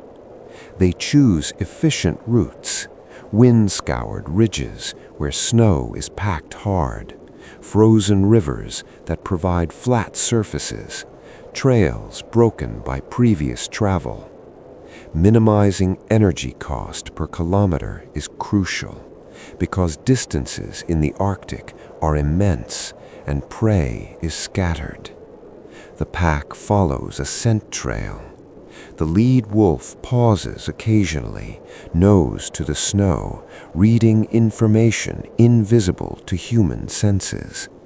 Age of the trail, direction, species, condition of the animal, all encoded in scent molecules deposited hours or days earlier. The trail leads toward a small herd of caribou. Caribou are large ungulates, An adult can weigh 150 kilograms or more. For wolves, caribou represent enormous energy payoff, enough meat to feed the entire pack for days. But hunting them is dangerous and energy intensive. The pack approaches carefully, downwind to avoid detection, using terrain to mask their approach. They are reading the landscape, the snow, the wind, with senses honed across thousands of generations. They spot the herd, a dozen caribou grazing on lichens they've excavated from beneath the snow.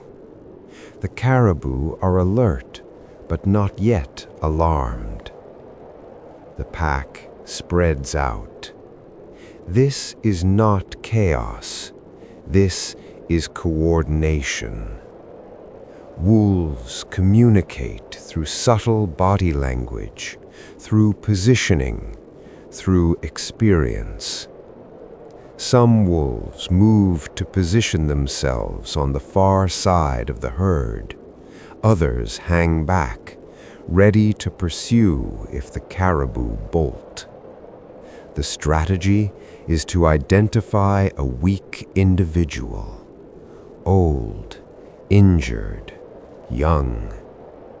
Healthy caribou in their prime can outrun wolves over short distances, but any individual with compromised mobility becomes vulnerable. The pack initiates the chase. The caribou scatter, bounding through snow. The wolves accelerate, focusing on one individual that is moving slightly slower than the rest. The chase extends across the snowfield. Caribou leap, using their powerful legs to clear drifts. Wolves follow, breaking through snow, expending enormous energy. The chase continues for minutes. Both predator and prey are burning calories at unsustainable rates. This cannot last long. Either the wolves close the distance and bring down the prey, or the caribou escapes, and the wolves must break off, having expended energy with no return. The outcome is uncertain. Even coordinated wolf packs fail more often than they succeed. Studies suggest success rates can be below 20%. 4 hunts out of 5 end with the wolves exhausted and hungry. But when they succeed, the payoff is immense. A successful kill provides not just meat, but fat, organs, bone marrow. The pack feeds together. Social hierarchy determining feeding order, but ultimately ensuring all members access the resource. They may feed until gorged, then rest near the kill for hours or even days. Scavengers arrive quickly. Arctic foxes materialize, waiting at a respectful distance. Ravens appear overhead, calling to each other. The kill becomes a temporary center of activity in the vast, dark landscape. Everything is calculation. The pack moves through the polar night as strategists. They turn a featureless landscape into a grid of scents, tracks, and opportunities. Their superpower is not strength or speed, it is cooperation. The ability to pool effort, share risk, and divide rewards. In the harsh mathematics of the polar night, this social structure provides a margin of survival that solitary predators cannot achieve. but it also means more mouths to feed. The pack succeeds together, but they also fail together, and in winter, failures accumulate. The pack howls again in the distance, not celebration, not mourning, simply communication, maintaining bonds, coordinating next movements. They continue hunting because stopping means starving. Alone on a ridge, silhouetted against faint green aurora, the wolverine is a shape of pure purpose. Stocky, muscular, built low to the ground. Broad paws spread wide, functioning like natural snowshoes, allowing movement across soft snow that would bog down animals with narrower feet. Thick, oily fur sheds moisture, keeping the animal dry even in blizzards. The wolverine maintains a home range that can exceed hundreds of square kilometers, not because it wants space, but because the resources it needs are spread thinly across vast terrain. Carcasses, small prey, cached food from previous seasons, anything edible. It travels constantly, moving along ridge lines where wind has scoured snow to hardpack, descending into valleys where previous wolf activity might have left remains, investigating any scent carried on the wind. The wolverine's sense of smell is exceptional. It can detect carrion buried under meters of snow, frozen solid, invisible to sight. Watch it approach an old carcass, half buried in wind-packed snow, the remains of a caribou, perhaps killed by wolves weeks ago, then abandoned when the easily accessible meat was consumed. The wolverine begins to dig. Powerful front legs excavate snow. Claws tear into the frozen carcass. The meat is rock hard, frozen to temperatures well below zero. Most scavengers would find it inaccessible, but the wolverine has exceptionally strong jaws and specialized teeth. It can crack bones. It can tear through frozen hide. It can consume parts of a carcass that other animals cannot access. This ability turns otherwise locked energy into food, not just for the wolverine, but sometimes for smaller scavengers that follow, taking advantage of the parts the wolverine breaks open but doesn't consume entirely. The wolverine is cleanup crew and opportunist. It wastes nothing. It will scavenge from wolf kills, from avalanche victims, from animals that died of injury and froze where they fell. It will hunt small mammals and birds when opportunity presents. It will raid caches made by other animals. It will consume carrion so old and frozen that it seems beyond use. And it will create its own caches, storing surplus food in snow and frozen ground for later retrieval. These caches are distributed across its territory, insurance against future scarcity. The wolverine operates on a different timescale than the owl or wolf. It is not sprinting between hunts. It is engaged in a continuous search, moving almost constantly, covering vast distances, investigating every possibility. Its metabolism is adapted for this.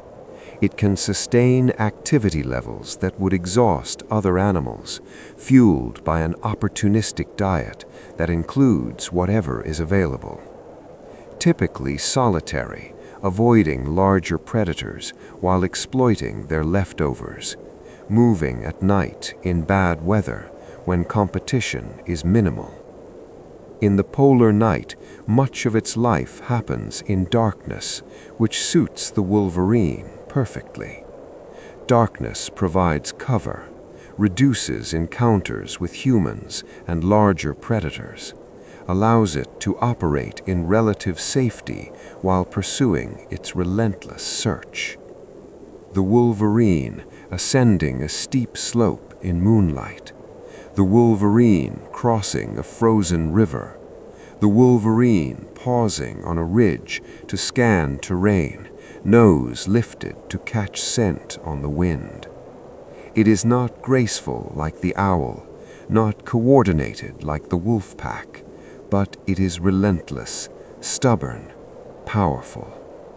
Its superpower is refusing to quit, covering distance, using strength to access food others cannot, maintaining a mental map of its vast territory, remembering where carcasses were seen, where prey is likely, where cached food was buried months ago.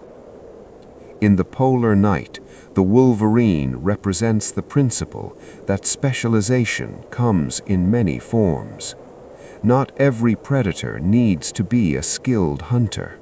Some survive by being the toughest, most persistent scavenger, by outlasting competitors through sheer determination, by turning what others waste into what sustains.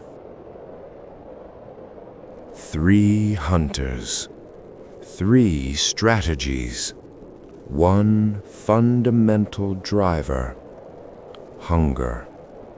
The snowy owl, with its silent wings and pinpoint hearing, ambushing prey from above. The wolf pack, with its coordinated pursuit and social structure, bringing down prey through cooperation. The wolverine, with its solitary persistence and bone-cracking jaws, scavenging what others leave behind. In the Arctic night, every sound might be food or danger. Every movement is calculated. Every decision, whether to pursue, where to search, when to rest, is weighted against the energy balance. Survival is not about winning every hunt. It is about losing as few as possible, about conserving energy between opportunities and expending it efficiently when moments arrive. Nothing is wasted in the polar night. Every carcass becomes food for someone. The wolf pack feeds first, then the foxes, then the ravens, then the wolverine arrives to crack the bones others left. Later still, microbes and insects will process what remains. Energy flows from prey to predator, from predator to scavenger, from scavenger to decomposer. The food chain is not linear. It is a web, complex and interconnected, driven by the simple fact that those who find food see the dawn, and those who do not become food for others. On land, in the air, hunters pursue their strategies under moonlight and aurora, in darkness and occasional twilight. But the Arctic is not only tundra and snow. There is another realm, beneath the thick lid of sea ice, where darkness is even more complete, where a different food chain operates, invisible from above, but crucial to the ecosystem, where seals maintain breathing holes and the ultimate Arctic predator walks, waiting on the frozen ocean surface.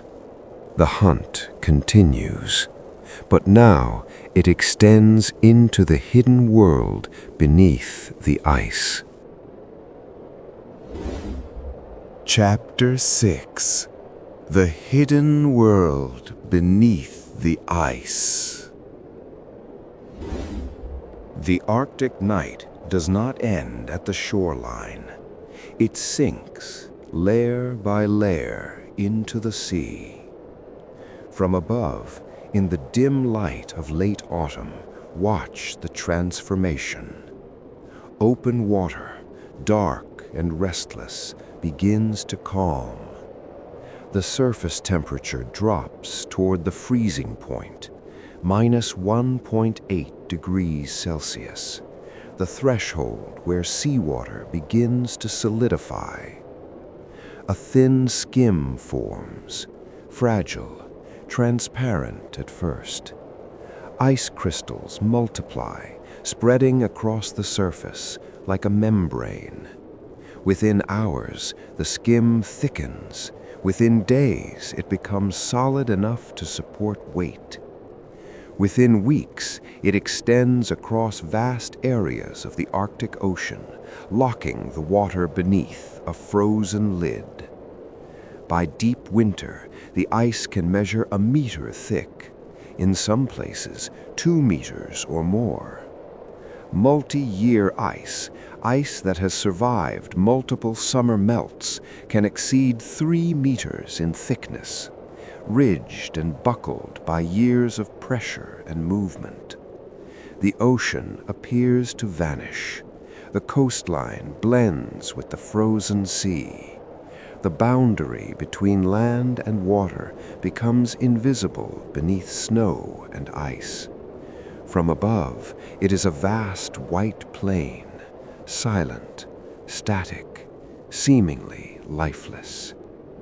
But this appearance is deception. The ice is a lid, not a tomb. Beneath it, the Arctic Ocean remains, liquid, dark, and cold. And within that darkness, life continues. Not dormant, not suspended, active, moving, feeding, breathing, waiting. The polar night has extended its reach downward into depths where light never penetrates, even during summer. But the ocean does not surrender to darkness. It adapts to it. Cut beneath the surface, abruptly, from the silent white plain above to the world below. Here, the water glows faintly in shades of deep green and blue. Particles drift in slow motion. Small organisms move through the water column, rising and falling in rhythms invisible from above. The underside of the ice is not smooth. It is textured, irregular, with formations hanging downward like an inverted landscape. This is the hidden world, the vertical city of life that exists unseen beneath the frozen ceiling. The ice is not merely frozen water. It is habitat. As seawater freezes, it excludes most salt, but some brine becomes trapped in tiny channels and pockets within the ice structure. These brine channels remain liquid even at temperatures well below zero, sustained by their extreme salinity. And within these microscopic spaces, life persists. Bacteria, protists, microscopic organisms adapted to survive in conditions that would destroy most cells on Earth. They remain metabolically active, processing what little organic material exists, maintaining the biological infrastructure that will support larger blooms when the sun returns. On the underside of the ice, Attached to the irregular surface, ice algae grow. These are microscopic plants, similar to the phytoplankton that bloom in open water, but adapted to grow in the dim light that penetrates through meters of ice and snow. Even in winter, even in polar night, trace amounts of light reach the ice's underside. Moonlight, aurora, faint reflections from the snow above. It is barely enough. But for organisms adapted to extreme low light conditions, it is sufficient. The algae remain alive through winter, their metabolism reduced to minimal levels. They are not growing rapidly, they are not blooming, but they are maintaining presence, holding territory, preparing for the moment when light increases and growth becomes possible again. They represent potential energy, a bank account that will be drawn upon when spring arrives.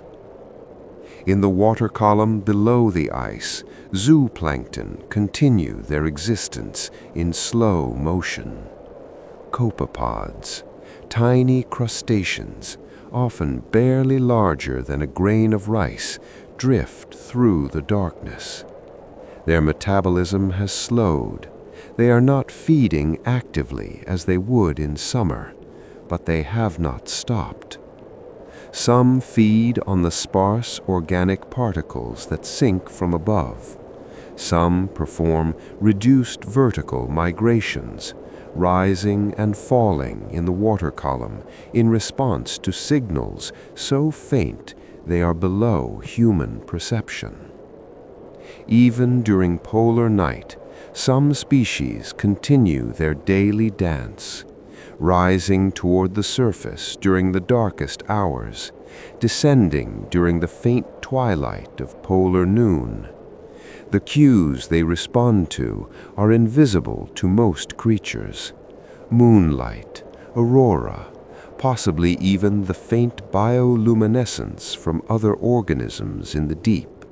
But the zooplankton detect them, and they respond, maintaining rhythms established across millions of years of evolution. This is life at its most minimal. Not thriving, not exploding with growth, but persisting. Under a roof of ice, life slows but does not surrender.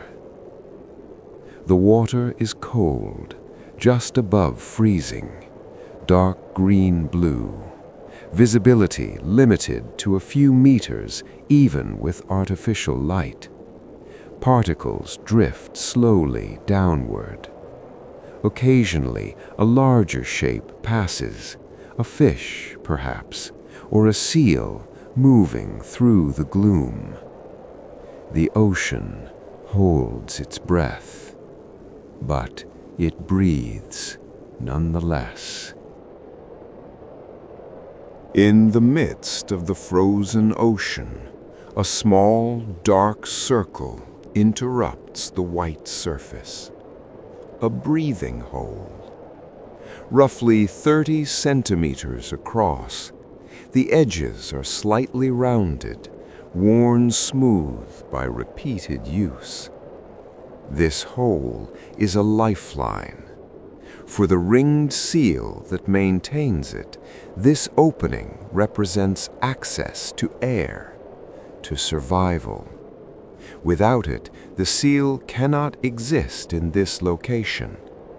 And so, throughout winter, the seal returns to this hole and others like it, scratching the edges with its claws, chewing with its teeth, keeping the ice from sealing over. Each seal maintains multiple holes within its home range. Insurance against one freezing shut, against competition or predation forcing abandonment. The ringed seal is small for a seal. Adults weigh 60 to 90 kilograms. They are ice-dependent specialists, relying heavily on stable sea ice for their entire life cycle. They hunt beneath the ice, feeding on fish and invertebrates in the water column. They rest on the ice, often in hidden lairs constructed in the snow above the ice surface. These lairs are architectural marvels in miniature. The seal excavates a chamber in the snow that accumulates on top of the sea ice. The chamber connects to a breathing hole below, providing access to both air and water. Inside the lair, the seal is hidden from aerial predators, sheltered from wind and extreme cold. A pregnant female will construct a birth lair in early spring, giving birth to a single pup in this protected space. The pup remains hidden for weeks, nursing and growing, invisible from above. But in winter, the lair serves primarily as a resting spot, a place to escape from the wind, a refuge between feeding bouts. Watch from below as a seal approaches its breathing hole, moving through the dark water with fluid grace, propelled by rear flippers. As it nears the surface, it exhales a stream of bubbles, clearing lungs before taking a breath. It surfaces. The small, dark head appears in the hole, whiskers twitching, nostrils flaring as it inhales. A few breaths, then it submerges again, returning to the hunt. The bearded seal is a different archetype, larger, heavier. Adults can exceed 300 kilograms. They are named for the elaborate whiskers, vibrissae, that protrude from their muzzle. Sensitive structures used to detect prey on the seafloor. Bearded seals are benthic feeders. They dive to the bottom, sometimes exceeding 200 meters depth, and use their whiskers to locate clams, worms, and crustaceans buried in sediment. They crush shells with powerful jaws, extracting meat, then return to the surface to breathe. They also use sea ice as haul-out platforms, though they are less dependent on lairs than ringed seals. Their larger size provides some protection from smaller predators, but not from the one that matters most. Every breath a seal takes in winter is a bet that the hole remains open and that no bear is waiting. On the frozen surface, a pale wanderer searches. The polar bear moves across the ice with deliberate slowness. Each step is measured, paws spread wide, distributing weight across the surface. The bear is massive. Adult males can weigh 600 kilograms or more. Yet it moves with surprising quietness across snow and ice. It is searching. The polar bear is technically a marine mammal, adapted specifically for life on sea ice. It depends on that ice as a platform for hunting. Without ice, access to seals, its primary prey, plummets. The bear's hunting territory can span hundreds of kilometers. It walks between ice floes, swims across leads, those dark cracks in the ice where open water remains, and follows pressure ridges where the ice has buckled and folded. Seals concentrate here, where access to water is easier. The bear reads the ice like a map. Experience, accumulated across years, teaches it where seals are likely to maintain breathing holes, where ice conditions favor lair construction.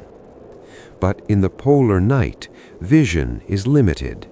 Even under moonlight, even with the bear's excellent low-light vision, distances are hard to judge. The bear relies increasingly on smell. Its sense of smell is extraordinary, capable of detecting seals through a meter of snow and ice, capable of scenting a carcass from kilometers away.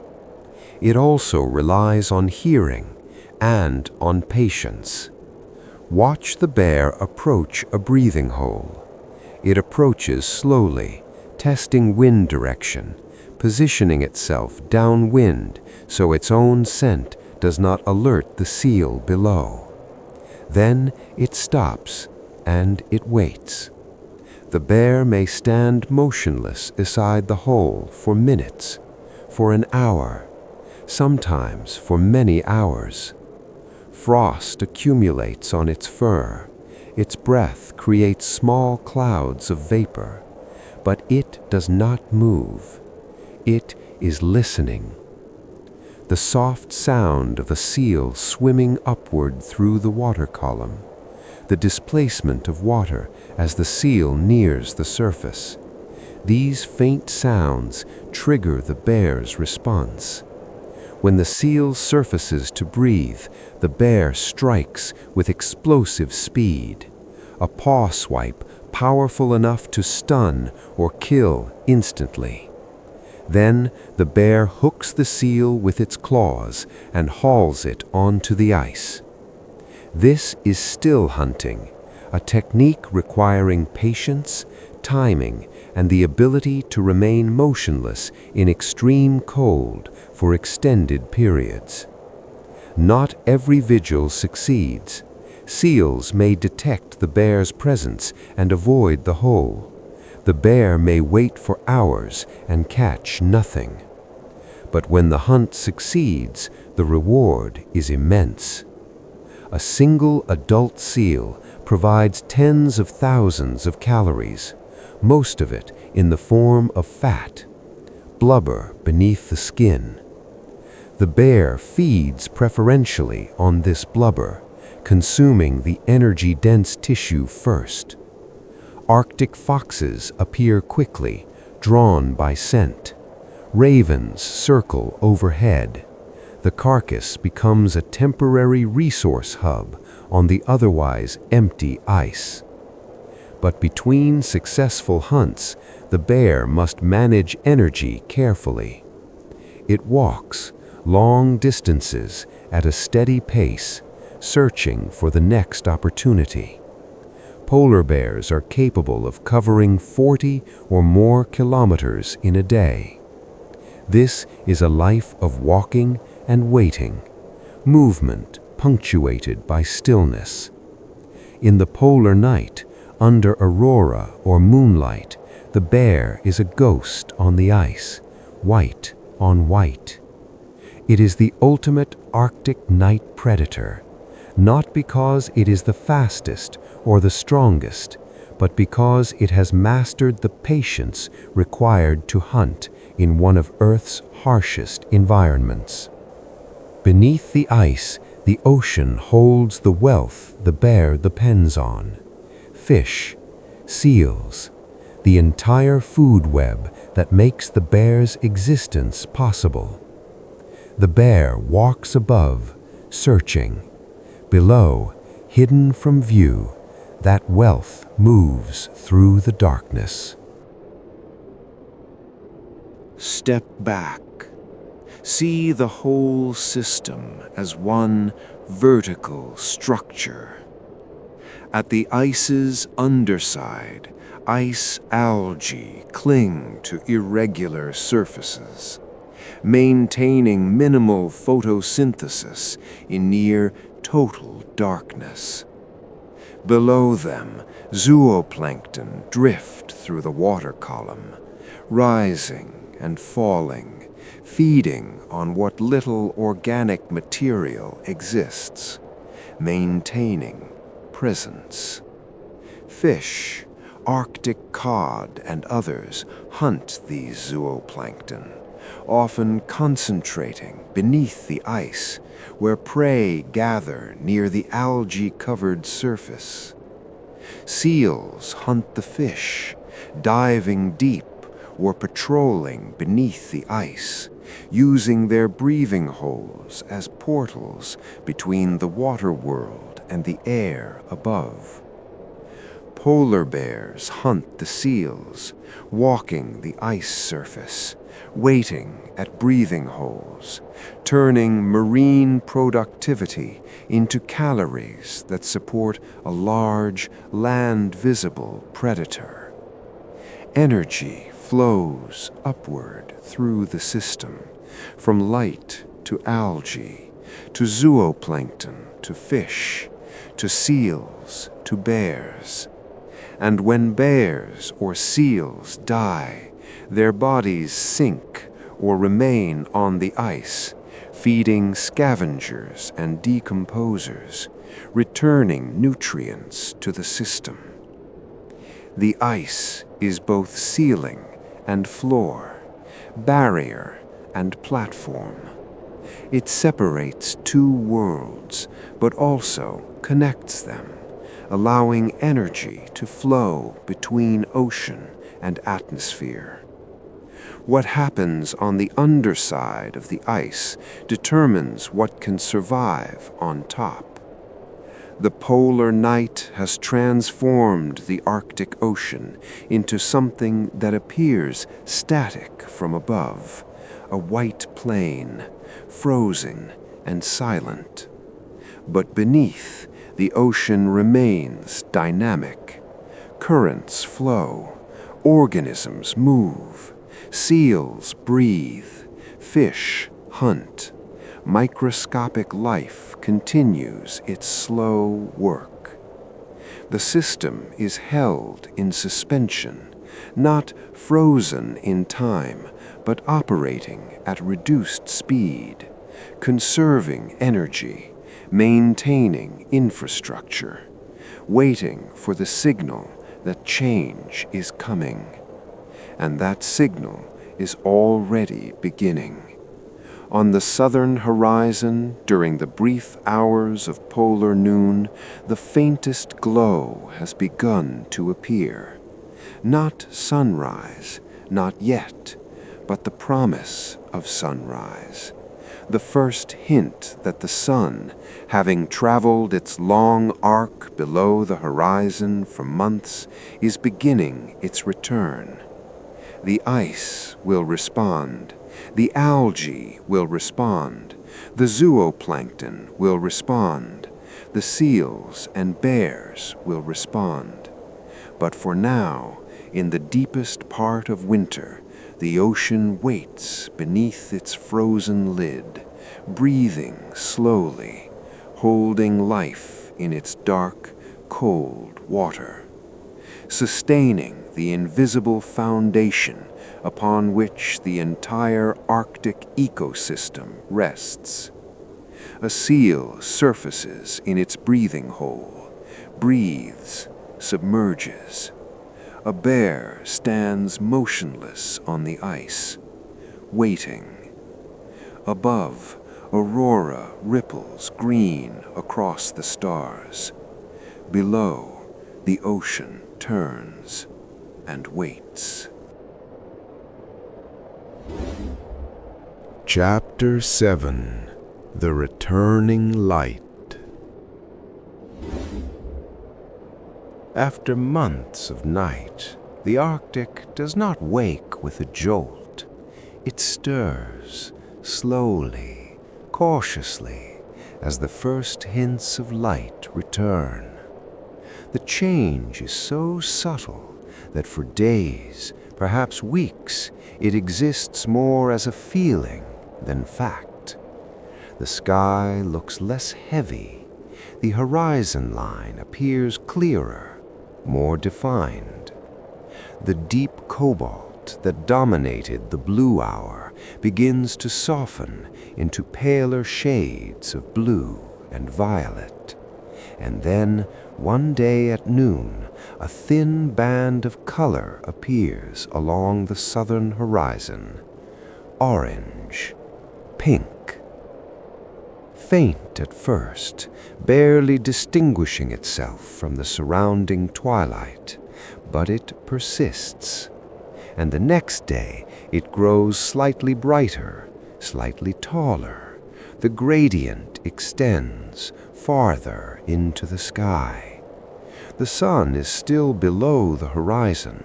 It has not risen, but it is climbing, slowly, degree by degree, approaching the threshold where it will finally break above the edge of the world. This is civil twilight lengthening. The sun sits less than 6 degrees below the horizon, and its light, refracted and scattered through the atmosphere, begins to paint the landscape with color again. Shadows reappear. At first, they are almost imaginary, faint suggestions of depth on the snow surface. But day by day, they become more defined. The sun's angle, though still low, is sufficient to create contrast, to reveal texture, to transform the monochrome landscape into something with dimension. Snow surfaces catch the gradient of light, no longer just silver and blue, but faintly tinted with pink and gold during the brightest hours. The whiteness that seemed absolute in deep winter now reveals itself as capable of holding color, of reflecting the returning warmth of longer days. Return to a location seen in the depths of polar night, the same hillside, the same frozen coastline. In November, this place existed in near total darkness. Now, in late February or late March, the midday twilight has brightened dramatically. The sky glows, the horizon burns with color. The landscape is visible, recognizable, bathed in light that, while not yet direct sunlight, carries the promise of it. Time-lapse across several weeks reveals the transformation. The pale band of twilight on the horizon grows taller each day, climbing like a tide of light. The period of brightness extends. What was once a brief, dim window now lasts for hours, and life begins to read these signals. The plants have waited through the darkness, dormant, patient, buried beneath snow or sealed within protective structures. But they have not been passive. During the long months of cold, chemical changes occurred within their tissues. Chilling requirements, the specific periods of sustained cold that many Arctic plants need to break dormancy, have been met. Internal hormones have shifted.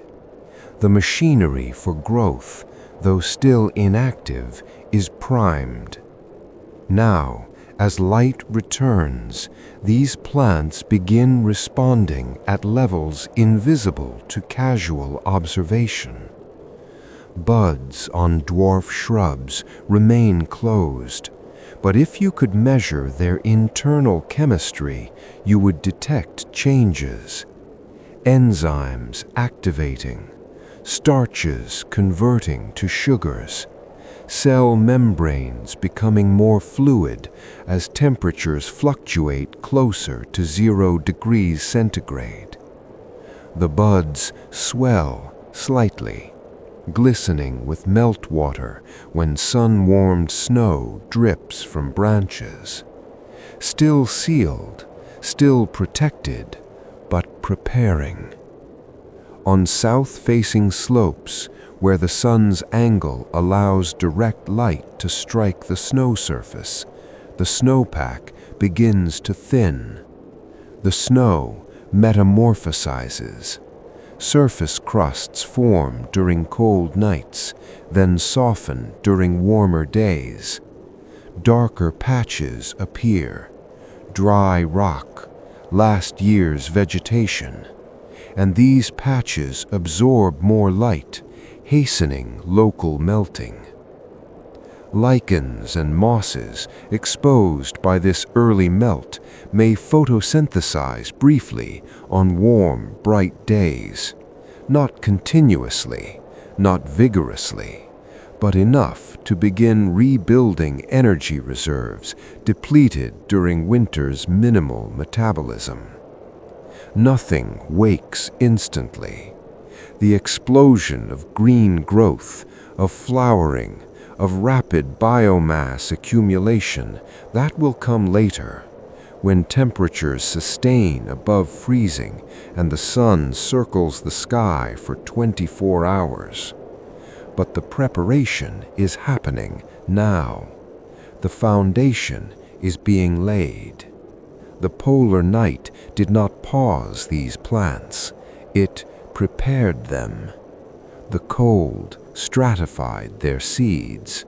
The darkness allowed them to rest without the energy drain of maintaining active growth. And now, with light returning, they are positioned to respond rapidly when conditions allow. A time-lapse shows snow retreating from a patch of tundra, day by day, a few centimeters at a time. Dark earth appears, then the brown stems of last year's vegetation, and then in a matter of days, once continuous warmth arrives, the first green shoots will emerge. But that moment is still weeks away.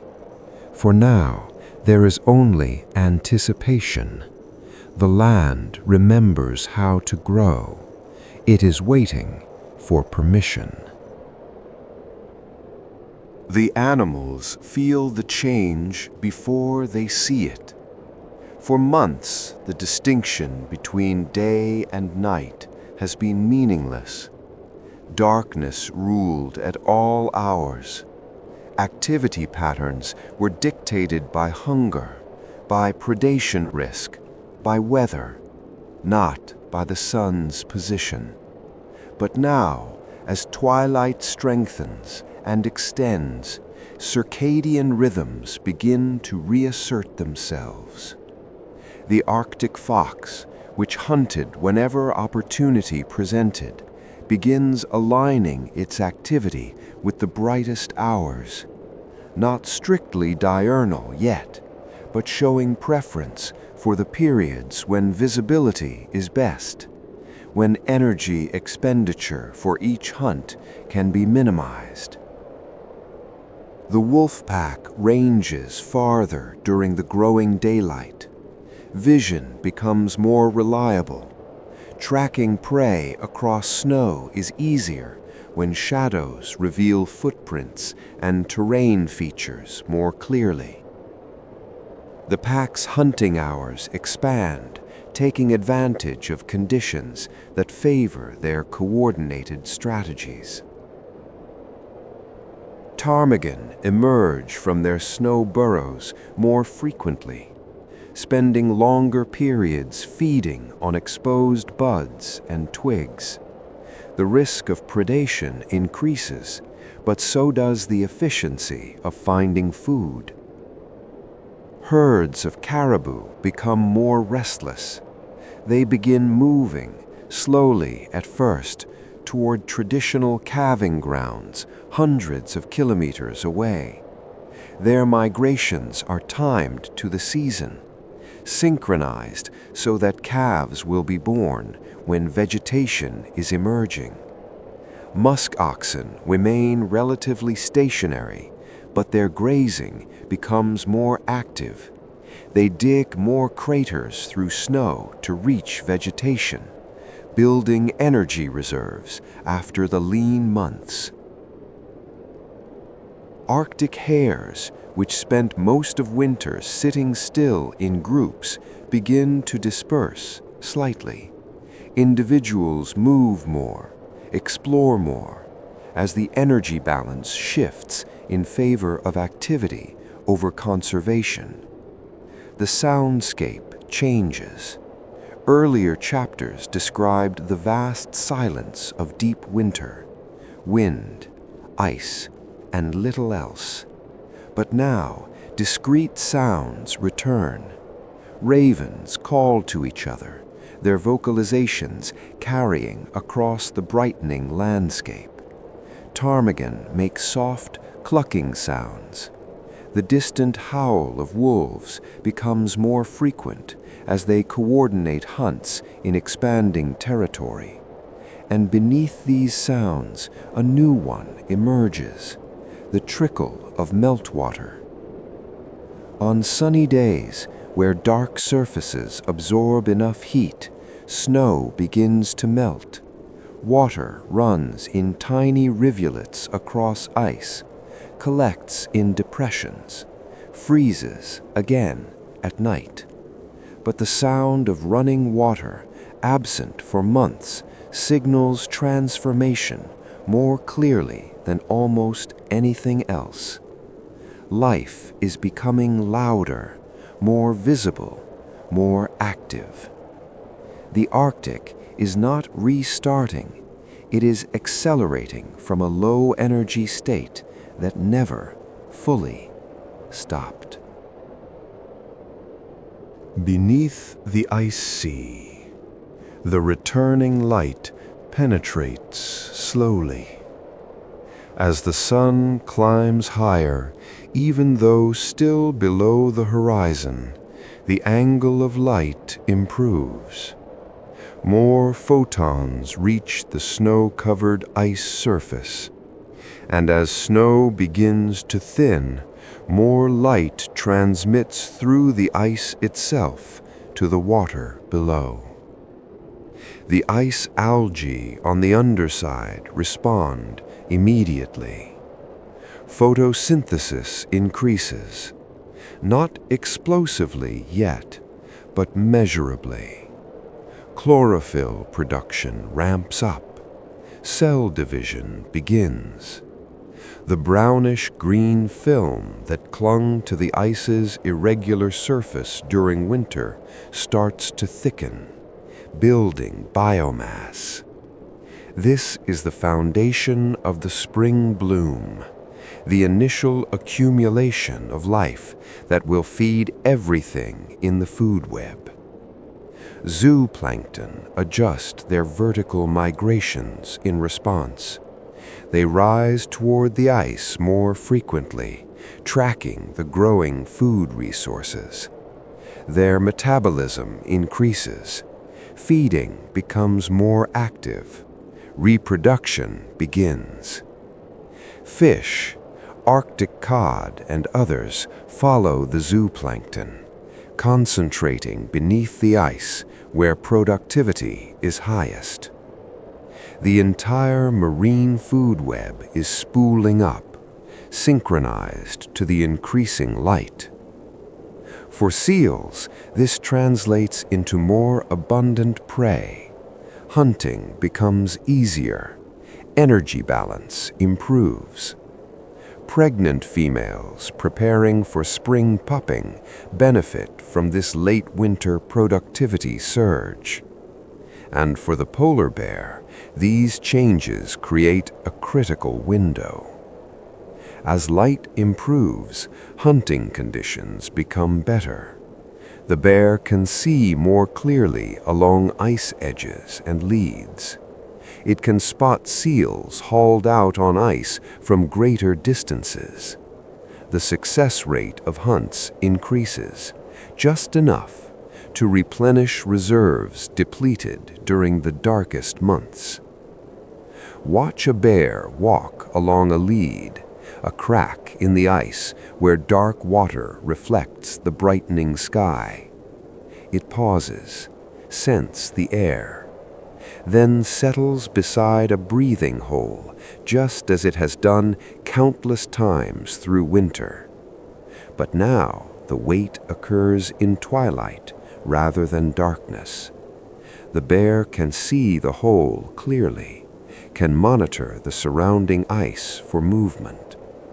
The hunt is still patient, still requiring hours of stillness, but the odds have shifted.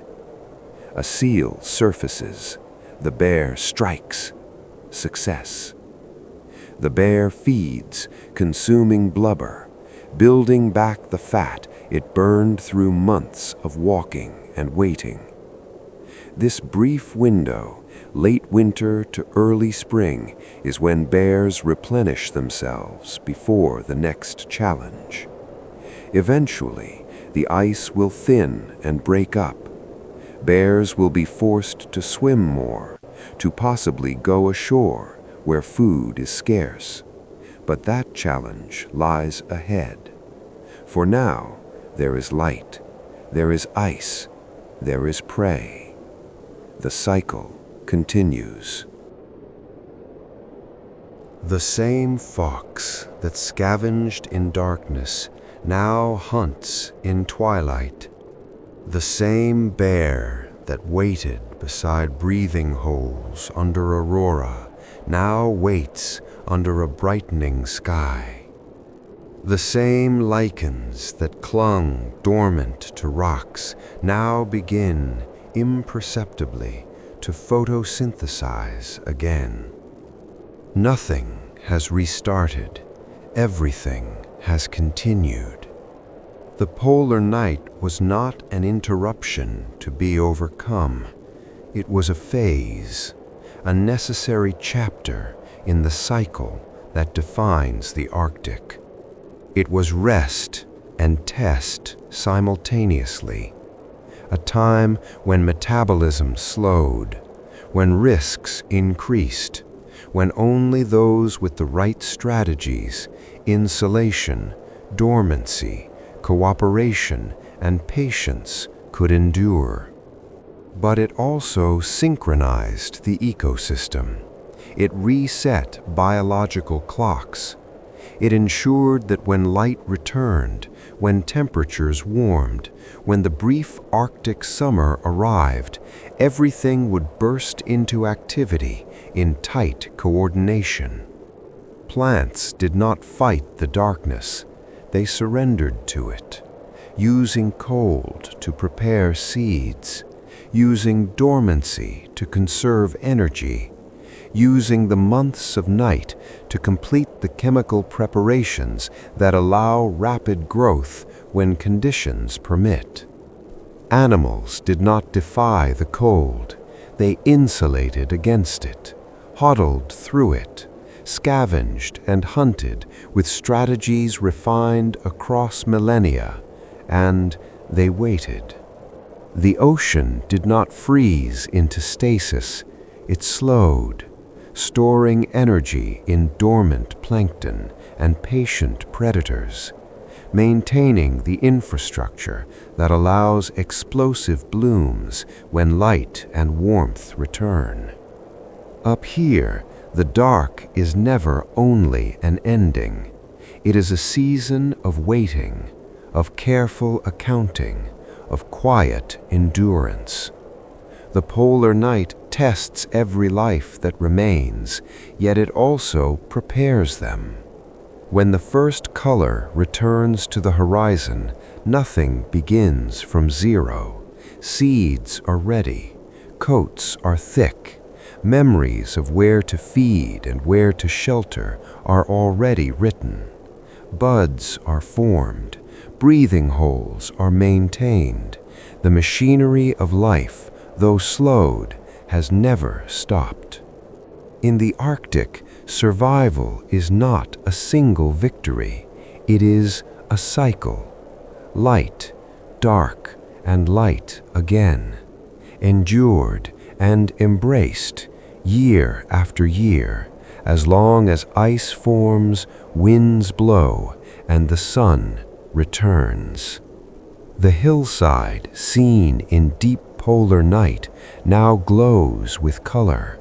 The coastline, where darkness was absolute, now reflects orange and pink. The ice, where a bear walked in blackness, now shimmers under a low sun that skims the horizon, casting shadows that stretch for kilometers. A distant animal moves across the snow, perhaps a fox, perhaps a hare, difficult to tell at this distance, but it moves with purpose, no longer conserving every calorie, now willing to expend energy because the balance has shifted. The sun will rise, not today, not tomorrow, but soon. And when it does, the Arctic will remember how to bloom, how to grow, how to fill the brief summer with life so abundant, so concentrated, that it seems impossible that this same place was ever dark. But it was dark for months, and it will be dark again. That is the contract. That is the cycle. Light and darkness in endless rotation, shaping everything that lives here into forms of extraordinary resilience. The polar night passes, the light returns, and the Arctic endures.